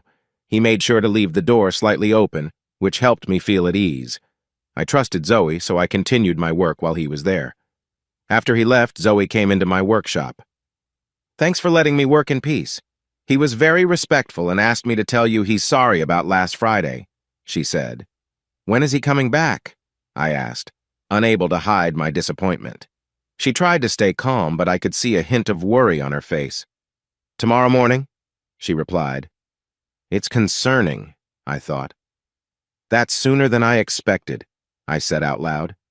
Zoe shifted a bit before explaining, "He's staying with the Pattersons tonight since Lydia's sister is visiting and they're all going out for dinner. It worked out well for us to meet again before he leaves for London." I understood the reasoning, but that didn't mean I liked it. "I suppose that's true," I admitted. Zoe seemed like she had more to say. Finally, she said, "The Pattersons have a reservation at a restaurant called the Hungry Monk, and they want us to join them. Of course, it wouldn't just be the Pattersons there." "You're kidding," I said. "When was this planned?" "I barely know them," I pointed out. "Why would they want us to join? Or is this just another one of his tricks?" "It's nothing like that. Lydia called him earlier to remind him about dinner. He mentioned he was at the studio and would come by afterward. She asked to talk to me and invited us. It's the Hungry Monk. You know how much you like that place." That was true, but I worried about Zoe being safe. I decided not to go, trying to think of a reason that didn't sound difficult. "We can't get a babysitter at this late hour," I said. "Already taken care of," Zoe replied. "I called Jane's parents and she's happy to watch Siobhan tonight. She'll stay in the spare room overnight so we can take our time." I felt caught off guard. "Please, Dave, the Pattersons are nice people," she said. "They appreciate your art. Lydia's sister knows Marcus well and has great things to say about him. If you got to know him better, you wouldn't worry so much." "You're not giving me much of a choice, are you?" I shot back, curious when she found the time to discuss Marcus with the Pattersons. Zoe looked anxious and held her hands up to calm me. "Of course you have a choice. If you don't want to go, I won't make you. But please don't say no now. He's not a danger, and it would be good for you to see that." "Honestly, it feels like I don't have an option," I replied. "I want to support you and help finish the painting, but I hope it doesn't cause us problems. I need you to see he's harmless. Let's take this chance." If I refused, it might seem like I was being unreasonable. "What time do we need to be there?" I asked reluctantly. "The reservation is for 8 o'clock, she said. "Jane will be here by 7 to help me put Siobhan to bed." I glanced at her, a thought crossing my mind. "What would you have done if I said no?" I wondered aloud. She paused for a few seconds before responding, showing me she was ready for the evening. "I would have called the Pattersons to cancel," she said. I turned away, feeling conflicted, but couldn't help adding, "Zoe, if anything happens, I'm leaving." I didn't say it directly, but my tone implied that if I went and she stayed behind, it could hurt our marriage. The Hungry Monk was a popular restaurant known for its fresh, local ingredients. Locals loved it, and kept it a bit quieter to avoid getting too many tourists. It was about a half-hour drive through winding country roads. I was ready just before 7 and let Jane, the babysitter, in when she arrived. Zoe came downstairs 10 minutes later, looking beautiful in a short red dress that fit her well. "Just tell me when you want to leave, okay?" I nodded and reminded her that if Marcus had other plans, we wouldn't stay long. When we arrived, others were already seated at a small table. It was clear that Marcus, or someone else, had organized the seating so he could sit next to Zoe. The table had 6 spots, with Marcus in the middle on one side, next to a woman named Sylvia. Lydia was opposite him with Roger next to her, leaving only 2 seats for Zoe and me. Marcus grinned when he spotted us and said, "I'm thrilled you both made it." He pointed to the seat beside him, adding, "If you sit here, Zoe, we can continue our conversation." Zoe started to move toward that seat, but I tightened my grip on her hand, stopping her. I would not let him isolate us and take all her time. "Zoe, that's not happening," I whispered. She looked worried and tried to pull me forward. I shook my head quickly. "I warned you. This isn't a game I want to play. If you want to stay there, I'm leaving. I never wanted to be here," I stated softly but firmly. I started to turn away, knowing how things would go if Zoe was left alone. Zoe stood still, looking back at the seating arrangement. "Dave, I'm sure he means well," she whispered, holding onto my arm to stop me. Lydia saw my frustration and stepped in quickly. "Marcus, you can't do that. You're splitting up our happy couple. If you take this seat," she tapped the empty one next to her, "David can take your spot, and Zoe can sit by him, and everything will be fine." Marcus had no choice. Staying where he was would make him seem rude. He looked a bit unhappy, but then moved to the indicated place. Zoe looked relieved, and we took our seats. Though I felt Lydia understood I wasn't keen on this dinner, I wondered if she knew why. Lydia introduced Sylvia to us. "This is my sister Sylvia. I don't think you've met before." She and Marcus were old friends from university. I remembered their friendship from the golf club. Sylvia smiled at Zoe and said, "Marcus has told us all about the wonderful painting you're doing of him. I hope I get to see it someday." Zoe quickly shook her head. "Not until I'm happy it's finished. Even the sitter doesn't see it until I'm done." She looked at me and added, "I only let Dave see my work as it develops." "You must be proud of your wife, David," Sylvia said. "It's Dave," I said with a quick smile that hid my true feelings. "And yes, I'm really proud of Zoe's achievements. She's a wonderful artist and mother." Zoe squeezed my hand with gratitude and said, "Dave is the real genius here. I wish I had his talent." Lydia chimed in, "Sylvia, you've seen our lovely sideboard. Well, Dave designed and made it." I smiled back at Lydia. "I should thank you for that, Lydia. It was one of the first large pieces I ever sold. There are a few small things I would like to fix." "Never," she replied strongly. "Those little things make it perfect." The evening went fairly well after that, as I did my best to avoid Marcus. The food was great, which helped. The seating arrangement kept Marcus from having a private talk with Zoe. The table was the right size, and nobody had to raise their voices. I enjoyed catching up with Lydia and Roger, who encouraged me to make a companion piece for their sideboard. I felt satisfied knowing Marcus could hear me when I said I would consider it. Marcus made a point to talk to Zoe, but kept it balanced with everyone else at the table. He even tried to include me in his chats. He still wanted me to take on his project, but I wasn't interested. Before dessert, Zoe asked if I would switch seats with her so she could talk to Sylvia without interruption. They shared an interest in local art and found out they knew some of the same people. Zoe excitedly discussed her plans to submit her work for next year's summer show at the Royal Academy. After dinner, we moved to the lounge for coffee and found space near the fireplace. Zoe waited for Marcus to choose his seat. He sat on one of the comfy old sofas, and she sat on the other side, beside Lydia, leaving space for me to sit next to her. Sylvia sat by Marcus, and Roger settled into an armchair. I suspected the Pattersons had a reason for inviting us, but it wasn't what I thought. Roger and Lydia's oldest daughter was going to attend the Brighton College of Art in the fall, and they wanted to talk about her options. Zoe offered to speak with her and, if she was interested, could consider taking her on as an assistant over the summer. Their relief confirmed my guess about why we were invited. They didn't realize Marcus had his motives for the dinner, though Lydia's reaction when we arrived made me wonder. Lydia confided that she and Roger were worried about their daughter's choices. When Marcus mentioned he was seeing Zoe, they suggested he invite us to join them. "Adding 2 more to the reservation was easy," Lydia said cheerfully. "We are good friends with the owners, and we wanted to talk to Dave for a while. It's great that Zoe was working with Marcus." I thought sarcastically that yes, it was great, but managed to smile. On the other sofa, Marcus and Sylvia seemed very close, whispering to each other. I wondered what they were talking about as Marcus glanced at us. I got a chance to find out after going to the bathroom. They had moved to a corner by the bar. My path back took me close, behind a half wall and a thick old wooden post. I paused to listen in. Marcus was sharing details about a business deal he was involved with in Eastern Europe. When he finished, Sylvia leaned in and said softly, "Now tell me more about her. From what you said last night, I thought she was quite charming. She seems cute, but not your usual type, and she doesn't seem that interested in you." I held my breath to catch Marcus's reply. "Oh, she's fine. I'm looking forward to getting to know her better. Don't be fooled by how she acts tonight. I promise she's interested." Initially, it wasn't her looks that caught my eye, but her talent for painting, he said quietly. "Since when have you been interested in art?" Sylvia asked, surprised. "Ever since I saw some of her work. I was shocked by how good it was." "Just happened to come across it?" Sylvia teased. "They were on the wall in a bedroom," Marcus admitted dryly.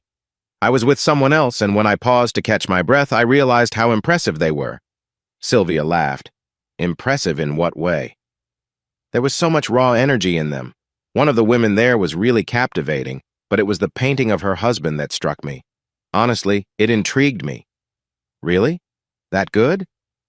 "Yes, she can evoke real emotion in her subjects, but I don't think she realizes how powerful her work can be. I want my painting to have the same effect. With something like that on my wall, I shouldn't have trouble attracting someone to my life, just to see if reality matches the artist's vision." "You sly one, but you said she's not your type to begin with, yet it sounds like you're changing your tune. Spill." "She's sweet and fun to be around, and she has a friendly personality. You'll find she grows on you." Sylvia chuckled. "And it's noticeable. You had me excited last night." "And again tonight," he replied, sounding eager. "The best part will be when that husband finds out what I've done." "Have you succeeded?" "Almost, but not quite. She's open to it." There was a hint of doubt in Sylvia's tone. "I'm not sure. He might not be as naive as you think from what I've seen tonight." "Maybe, maybe not," he said. "It should be fine. I'm close to convincing her that his negative feelings about me come from jealousy of her. Once others hear about his jealousy, they might hesitate to ask her for paintings." "And is that working?" "Absolutely. You know how good I am at subtle persuasion. I even had an old acquaintance reach out to her about a project. A week later, she mentioned some uncomfortable things about how her husband treats her. This worried me. Zoe hadn't said anything about this to me, and I felt frustrated that I'd left my phone in my jacket. A recording of their talk would have revealed his intentions. Marcus said, "I won't be long before I convince her that his dislike for me stems from jealousy. That will help me." "Oh, you clever one, Marcus," Sylvia said with admiration. I had heard enough. The more I listened, the angrier I became, and I knew that would not help Zoe as she disliked conflict. I stepped back and approached the group from a different direction. Moments later, Marcus and Sylvia returned to their seats. I was surprised when I noticed it was already past 11 when we decided to head out. Roger and Lydia asked us to join them for a nightcap. Sylvia and Marcus planned to stay at their place, and I noticed Zoe seemed interested, but I wasn't, especially after what I had overheard. I caught Marcus's hopeful look as he noticed the Pattersons trying to sway my decision, which made me more determined to say no. Since I was driving, I had limited myself to just a couple of glasses of wine during dinner and a small drink afterward. Zoe had a lot more to drink and was in a cheerful mood, happy with how the evening went, completely unaware of the tensions beneath the surface. In the car, Zoe leaned back in her seat and adjusted her dress. When we got home, she looked at me with warmth in her eyes. "I told you this was just for you," she said kindly. Jane was half asleep on the sofa when we walked in, so Zoe took her to the spare bedroom next to Siobhan's room and quickly checked on our sleeping daughter. The next day, I dropped the babysitter off on my way to take Siobhan to kindergarten. When I got back, I wanted to talk to Zoe about Marcus and urged her to be careful around him, but it was hard to get her to see my point. She didn't seem interested and looked upset that I kept bringing it up. "I'm sorry, Dave, but that's not the Marcus I see," she insisted. "He was a perfect gentleman last night and is way more interested in Sylvia than me." I couldn't shake the feeling that he might not be as innocent as she thought. I regretted not recording the conversation between him and Sylvia the night before. It would have shown a lot. Without proof, though, continuing to focus on him felt pointless. "Just be careful. If you push too far, there could be trouble," I said firmly. I decided to leave before I said something I might regret. I drove to the village post office to pick up a parcel. When I got back, I went straight to my workshop, wanting to avoid any more talks about him. I hesitated to start working on the bookcase and turned on my computer instead. I wanted to check for any new messages between them. I hoped there wouldn't be any, that Marcus had taken my warning about not contacting her seriously.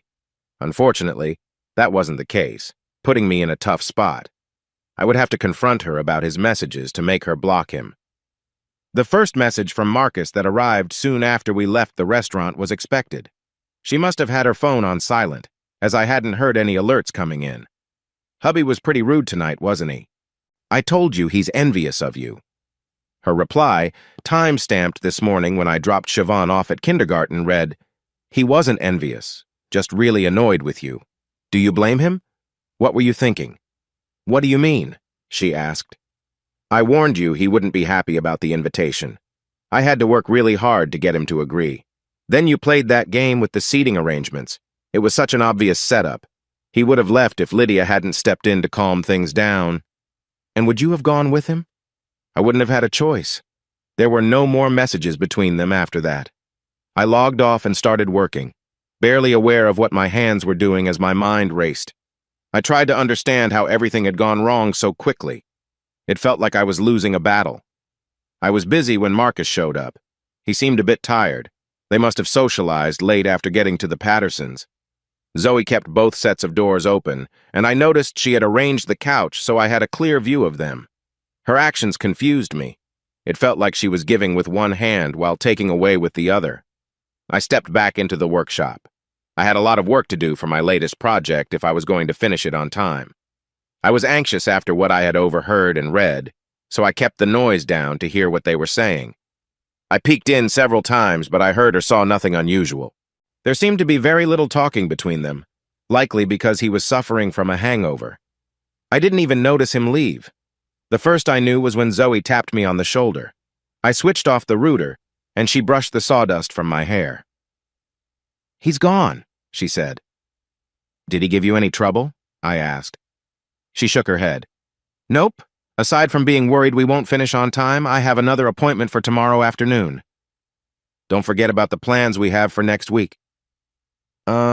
Yes. I'm preparing lunch.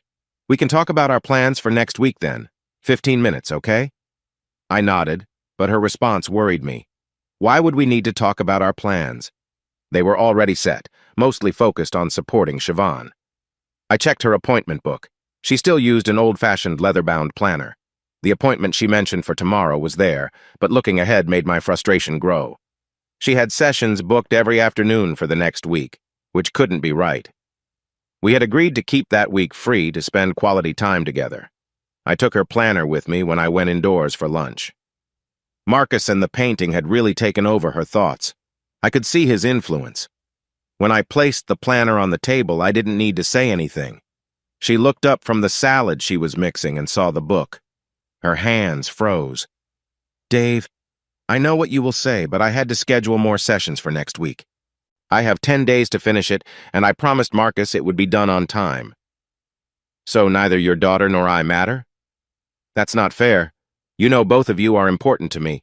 Please, Dave, you can keep Siobhan busy, and I'll join you later in the day." I replied, "It is fair, and you know it. You knew for weeks it was the break next week, and we made plans. I've cleared my schedule, and I'm closing the workshop for the week as we agreed." I was upset. I couldn't accept him being alone with her. I could feel my marriage being tested, and I didn't like the thought of her being with Marcus. "I need to finish the painting. I'm sure she will understand." Zoe gave me a pleading look, hoping I would change my mind. I shook my head. "She won't, and you know that. She's been looking forward to this for weeks. The hotel in London and the trip to Euro Disney is booked and paid for. So how do you think you will join us? If you don't tell him, I will. Our contracts have no penalties, so it doesn't matter if you take next week off." "But can't you see my point? I promised to finish it on time, and I don't want to let him down," she said.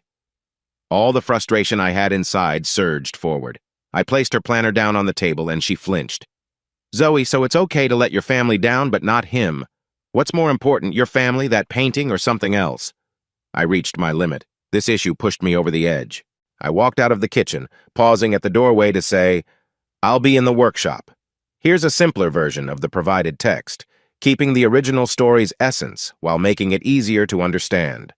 Please let me know what you decide. However, I'm taking next week off to be with Siobhan, whether you join us or not. If you choose to stay here and focus on him instead of us, it might be best if you're not around when we come back. She looked surprised by what I said. I wasn't sure if I had done the right thing by giving her that choice, but I felt it was necessary to make things clear. I felt stuck and unsure of what to do next. I found the bottle of whiskey I kept in the filing cabinet. I knew it was not wise to mix alcohol with sharp objects, but I felt like I needed a drink this time. I poured some into a glass and sat on the sofa, taking slow sips. It was frustrating because I sensed she cared for me, but the painting and Marcus seemed to capture her attention completely. After some time, Zoe appeared at the door, her face wet with tears. "Can we talk?" she asked. I nodded, and she came to sit beside me. "Dave, I care about you. Please tell me you care about me," she said, reaching out her hand. I took her hand and squeezed it, but I struggled to find the right words. She hugged me tightly, and we shared a warm moment. After we let go, she said, "I don't know why I keep choosing the wrong thing when I talk to him." "Did you make a decision?" I asked. She whispered, "Yes." "Did you talk to him?" I pressed gently. "Yes," she whispered again. I fiddled with my wedding ring. She noticed and went pale. "And?" I asked softly. "I told him I'm sorry, but we have plans next week and won't be here." I let out a breath I hadn't realized I was holding. Then she added, "He wanted to know where we would be." "It's none of his business where we will be," I said sharply. She looked embarrassed. "Sorry, I didn't think that would matter." "So, what did you tell him?" I asked. "I'm not changing our family plans. I told him we'll be in London from Sunday, going to France on Wednesday, staying at Euro Disney, and coming back on Sunday." I knew her well enough to sense there was more. "Zoe, there's something else, isn't there?" "Please, Dave, don't be upset, but he called back with a suggestion," she said nervously. "What's his suggestion?" "He wants to know our plans for London." I felt a sinking feeling and knew where this was going. "What's his suggestion?" "He said he has a studio in London I could use. He suggested I could work on the painting for a few hours each afternoon while we're there." "Oh, Zoe." My irritation was clear.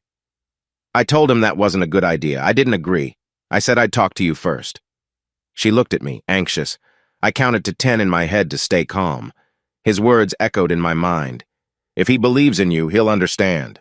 If not, he's not supporting you." I was in a tricky spot. He was good at manipulating choices, and I had to be careful. "Is this painting so important that you would risk our family? I don't understand why next week is so essential for Marcus. You want to finish, but there's no reason to work next week besides his schedule." I paused and looked into her eyes. "Or is it more than just the painting?" "No," she almost shouted. "Nothing is more important to me than you and Siobhan." "Then prove it. You must decide for yourself. I made my choice." Her expression changed, and she took deep breaths. "Then I'll tell him no. If that's your choice." My voice had a sharp edge. "It is." I looked at her and said firmly, "Thank you." She hugged me. "I love you so much, it hurts." The next day, after dropping the kids at school, Zoe was doing laundry. I decided to check her phone for any recent activity. I saw she had called him just after I left. It was a short talk. He called her back an hour later, and that lasted longer. During that time, Zoe also reached out to her mother and a friend for advice. Before his second call, he texted, "Please answer. I have a solution that will work for both of us. I'll call soon to explain." The backup data showed only connected calls, so I couldn't see any missed ones. However, I could get an idea of their conversation. Zoe replied, "I'm not risking my marriage for a painting. Dave isn't okay with this." "It's a solution that can work for both of us," he replied. "Fine, I'll talk, but I can't promise anything." After their call, he sent another message. "I don't understand why you won't ask him. It's the perfect plan. How could a couple of hours of painting be a risk? It wasn't until I met you. You're nice, but I'm not interested. I didn't realize how much you and the painting were affecting my marriage. Please stop texting me. It won't happen. I love Dave. At least ask him, or I will. No, that could make things worse. He won't change his mind, but I will talk to him if you insist. Her reply after their heated discussion was short and clear. I asked, and he said no. Please don't ask me again. It was clear he didn't accept her answer when he showed up unexpectedly on Friday afternoon. He walked into our lunch without apologizing, saying, "It's all set, Zoe. Let me give you the address. It's a flat from a friend who has a studio. She's away, and I have keys. A van will come later to take your canvas and everything else you need." How convenient for him to have a studio so close. I looked at her, and she glanced at me, realizing my disapproval. She shook her head and squeezed my hand. "I told you I wouldn't do that. You need to cancel the van." He smiled slyly, and I clenched my fists. "Of course you will. It's best for all of us," he said. She didn't see his face clearly. "Not for me or my family. I won't ruin next week for Siobhan." "Oh, yes. Your lovely daughter." Zoe gave him a strange look. "Yes, my daughter, who Dave and I are taking on vacation next week." Marcus studied both of us closely. "Does that mean you couldn't convince Dave about the benefits of my suggestion?" "I think that's a fair assessment," she replied, shrugging. "You're too early for our meeting. You can wait here or come back later." Marcus looked annoyed. "I'll wait. If that's okay with your husband," he added sarcastically. Zoe picked up our plates and left. Marcus stood thinking about me, and I could see he was trying to come up with a way to change his plans. It was frustrating to watch because I knew he was good at getting what he wanted. I could only imagine how he would try to influence Zoe, and that made me feel uneasy. Under his watchful gaze, I desperately tried to think of how to protect Zoe from his pressure. Then I had an idea. I needed to show her something real, something that showed what she might lose. I had often told her I loved her, but I wasn't sure she really understood how deep my feelings ran. Locked away in a cupboard were reminders of my love for her and Siobhan. I remembered she was one of the few who understood how I expressed my emotions through art. Leaving Marcus behind, I walked to my workshop and grabbed one wrapped object from the cupboard. I hesitated, then picked up a second. I placed them on her paint box. There was one more thing I wanted to do, but I needed the computer for it. Marcus was still waiting in the office. When I came back, he said, "I can't believe you are being this stubborn. I can help her in ways you can't." "Help her," I replied with sarcasm, "or is it that you want something more from her?" "Now you are being ridiculous," he shot back. "I don't think so. Please correct me if I'm wrong. Didn't you say to Sylvia, she won't even know what I'm doing until it's too late? I hope I didn't misquote you." His face turned red as he realized I must have overheard him talking to Sylvia. He turned and went into Zoe's studio to wait for her, and I switched on the computer. His arrogance showed again as he stood by the door of her studio. "What do you know about the real world? She deserves better, and I can give that to her," he said sharply. Just then, Zoe walked in, and he froze, unsure if she had heard our conversation. She sensed the tension and looked between Marcus and me, and for once I couldn't read her expression. Then she led Marcus into her studio. I focused on my task, quickly searching for what I needed. Minutes later, I felt a sense of satisfaction when the last page appeared on the screen and the printer began to work. Zoe appeared in the doorway, tears in her eyes, holding the two objects I had left on her paint box close to her chest. She moved around the desk and turned my chair to face her, but she was too emotional to speak. A tear fell from her cheek onto one of the objects in her hands. "They're beautiful. When did you make them?" she managed to say through her sobs. I took the first piece from her. "This one was done a few weeks ago. I saw the shape in the wood." It was a carving of Zoe during her pregnancy. I had always believed she would recognize its special meaning, and she confirmed that again. Others might see just a simple outline, but she understood. Her fingers gently traced the second piece as she fought to control her emotions. "And this one? It's one of the first I made after Siobhan was born. It showed a mother and child in a loving moment. It was more abstract." "Are there more?" she asked. "There are a few," I said. "Show me," she insisted. "Wait here," I told her. I carefully placed the rest into a box and brought them to her. I sat down again and she sat beside me, lifting each piece with care as she uncovered them one by one.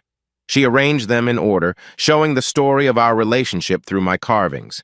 She touched each piece tenderly. Some were smooth, while others showed tool marks. I had polished many, while others were waxed or oiled, showing the wood grain beautifully. "This is me," she pointed at the first one. "And here again, and again, a pregnant version of me." She placed the second piece where it belonged. She continued to describe each piece until the last one was in its place.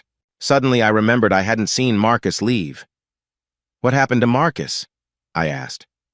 "Oh, he's in there, probably feeling frustrated. I told him I would finish the project later based on the photos I have," she said. Marcus showed up at the door and saw Zoe next to me. "Zoe, can we talk about this next week? Maybe lunch when you're back in London?" "Sorry, that won't work," I cut in. "We won't be here. I canceled everything." Zoe looked tense. "Dave, what did you do?" she asked, concern in her eyes. Was she worried I was walking away from her? Marcus looked confused and slightly hopeful. Not a chance, I thought. I gathered the printed page from the printer and handed it to her. The top read, "Summary of trip details," and at the bottom in large letters it said, "Payment confirmed."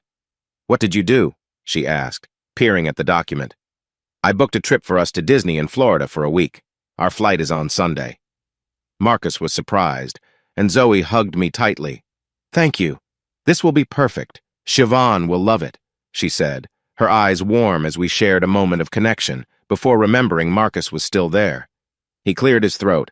"Zoe, I'll call you to reschedule." "No need," she replied. "I have everything I need. I'll call your office when it's ready." She moved closer to him, not in a friendly way, but just to shake his hand. It's been interesting, but not an experience I want to repeat. I recalled Linda's words about Marcus. Once you see his true self, the charm fades. It seemed Zoe finally understood that. Marcus was taken aback. "Zoe, are you sure you want this? I thought you wanted to show your work at the academy." "I do, just not with you," she said firmly. "I know a better opportunity is coming," and she smiled at me. With that, Marcus turned and left without saying another word. We heard the gravel crunch under his feet. Zoe sat on my lap and held on tightly, crying. Sometimes one of her fingers would brush against the signs of my years of love. We sat together like that for over an hour until she gently shifted off my lap. She smiled at me and said, "I'm just going to put my paints away. Then we can go pick up our daughter and share the good news." While she cleaned up, I decided to check her cloud folder on the computer. I wanted to remove the content and adjust the settings. Just then, a new message from him popped up in the folder. I looked up and saw her in her studio, frowning as she read the text. I opened it, curious to see what it was about. "Zoe, I can't go a whole week without seeing you. I think I have feelings for you. You deserve so much better than him." A moment later, her reply showed up. "Marcus, what are you talking about? I appreciate your friendship, but it can't be more than that. I love Dave, and that won't change. He's my soulmate and the father of my child. It's best if you stop contacting me. If Dave knew you were still messaging me, he'd be very upset. I'll reach out to your office when the painting is ready for collection." I watched her look at her phone, delete the messages, sigh, and walk out. Half an hour later, she returned. She must have told Siobhan about our plans because the little girl was bouncing around, singing songs from her favorite Disney movies. It took us some time to help her calm down enough to eat, and we needed extra story time to help her fall asleep. When I went into the lounge, Zoe was there, half watching something on the television. She looked up, saw me, and moved over so I could sit beside her. "I've been foolish, haven't I?" she said. "He was after me the whole time, wasn't he?" I nodded. "That's what I think. The painting was just a way for him to get close to you." "That's too bad." "I thought he was nice," she said. "I guess that was just part of his game. I think everything he did was planned to get your trust." She pulled a chair closer and sat down next to our daughter. "I just blocked his number. I should have done that earlier." I nodded, but I was relieved she hadn't done it before. The one with the better information often wins. She sat quietly, deep in thought. "The situation with someone from his office, that was Linda, right?" "That's how he knew about me," she told him. "Did she tell you? Is that how you knew what he was doing?" She only mentioned it after I brought up his behavior around you. She didn't call it an affair. He took advantage of her when she was in a tough spot, I replied. Marcus used his charm at work to win her over, and she regrets it. She asked me to keep it a secret, but I would speak up if it became serious. I tried to share what I could without breaking Linda's trust. I guess my hesitation made me seem unhelpful. She looked at me, a bit embarrassed. I need to call her and discuss this. Does Paul know? She said he doesn't. He seems kind, but I doubt he would accept what she has done. I don't want to be the one to share news that could hurt their marriage. Absolutely not, she insisted. She's my closest friend. I've known her long before she met Paul. She's always been loyal. That doesn't seem to be true now, I pointed out. She shook her head. I fear she might not stand a chance. He can be very persuasive, and I've seen how convincing he can be. He had good reasons for everything you mentioned. I don't think their marriage will last if he ever finds out the truth, I said. Marcus succeeded with her. He tried with you too, but I wasn't sure if I could help. She gently touched my face. We need to start getting ready for our holiday.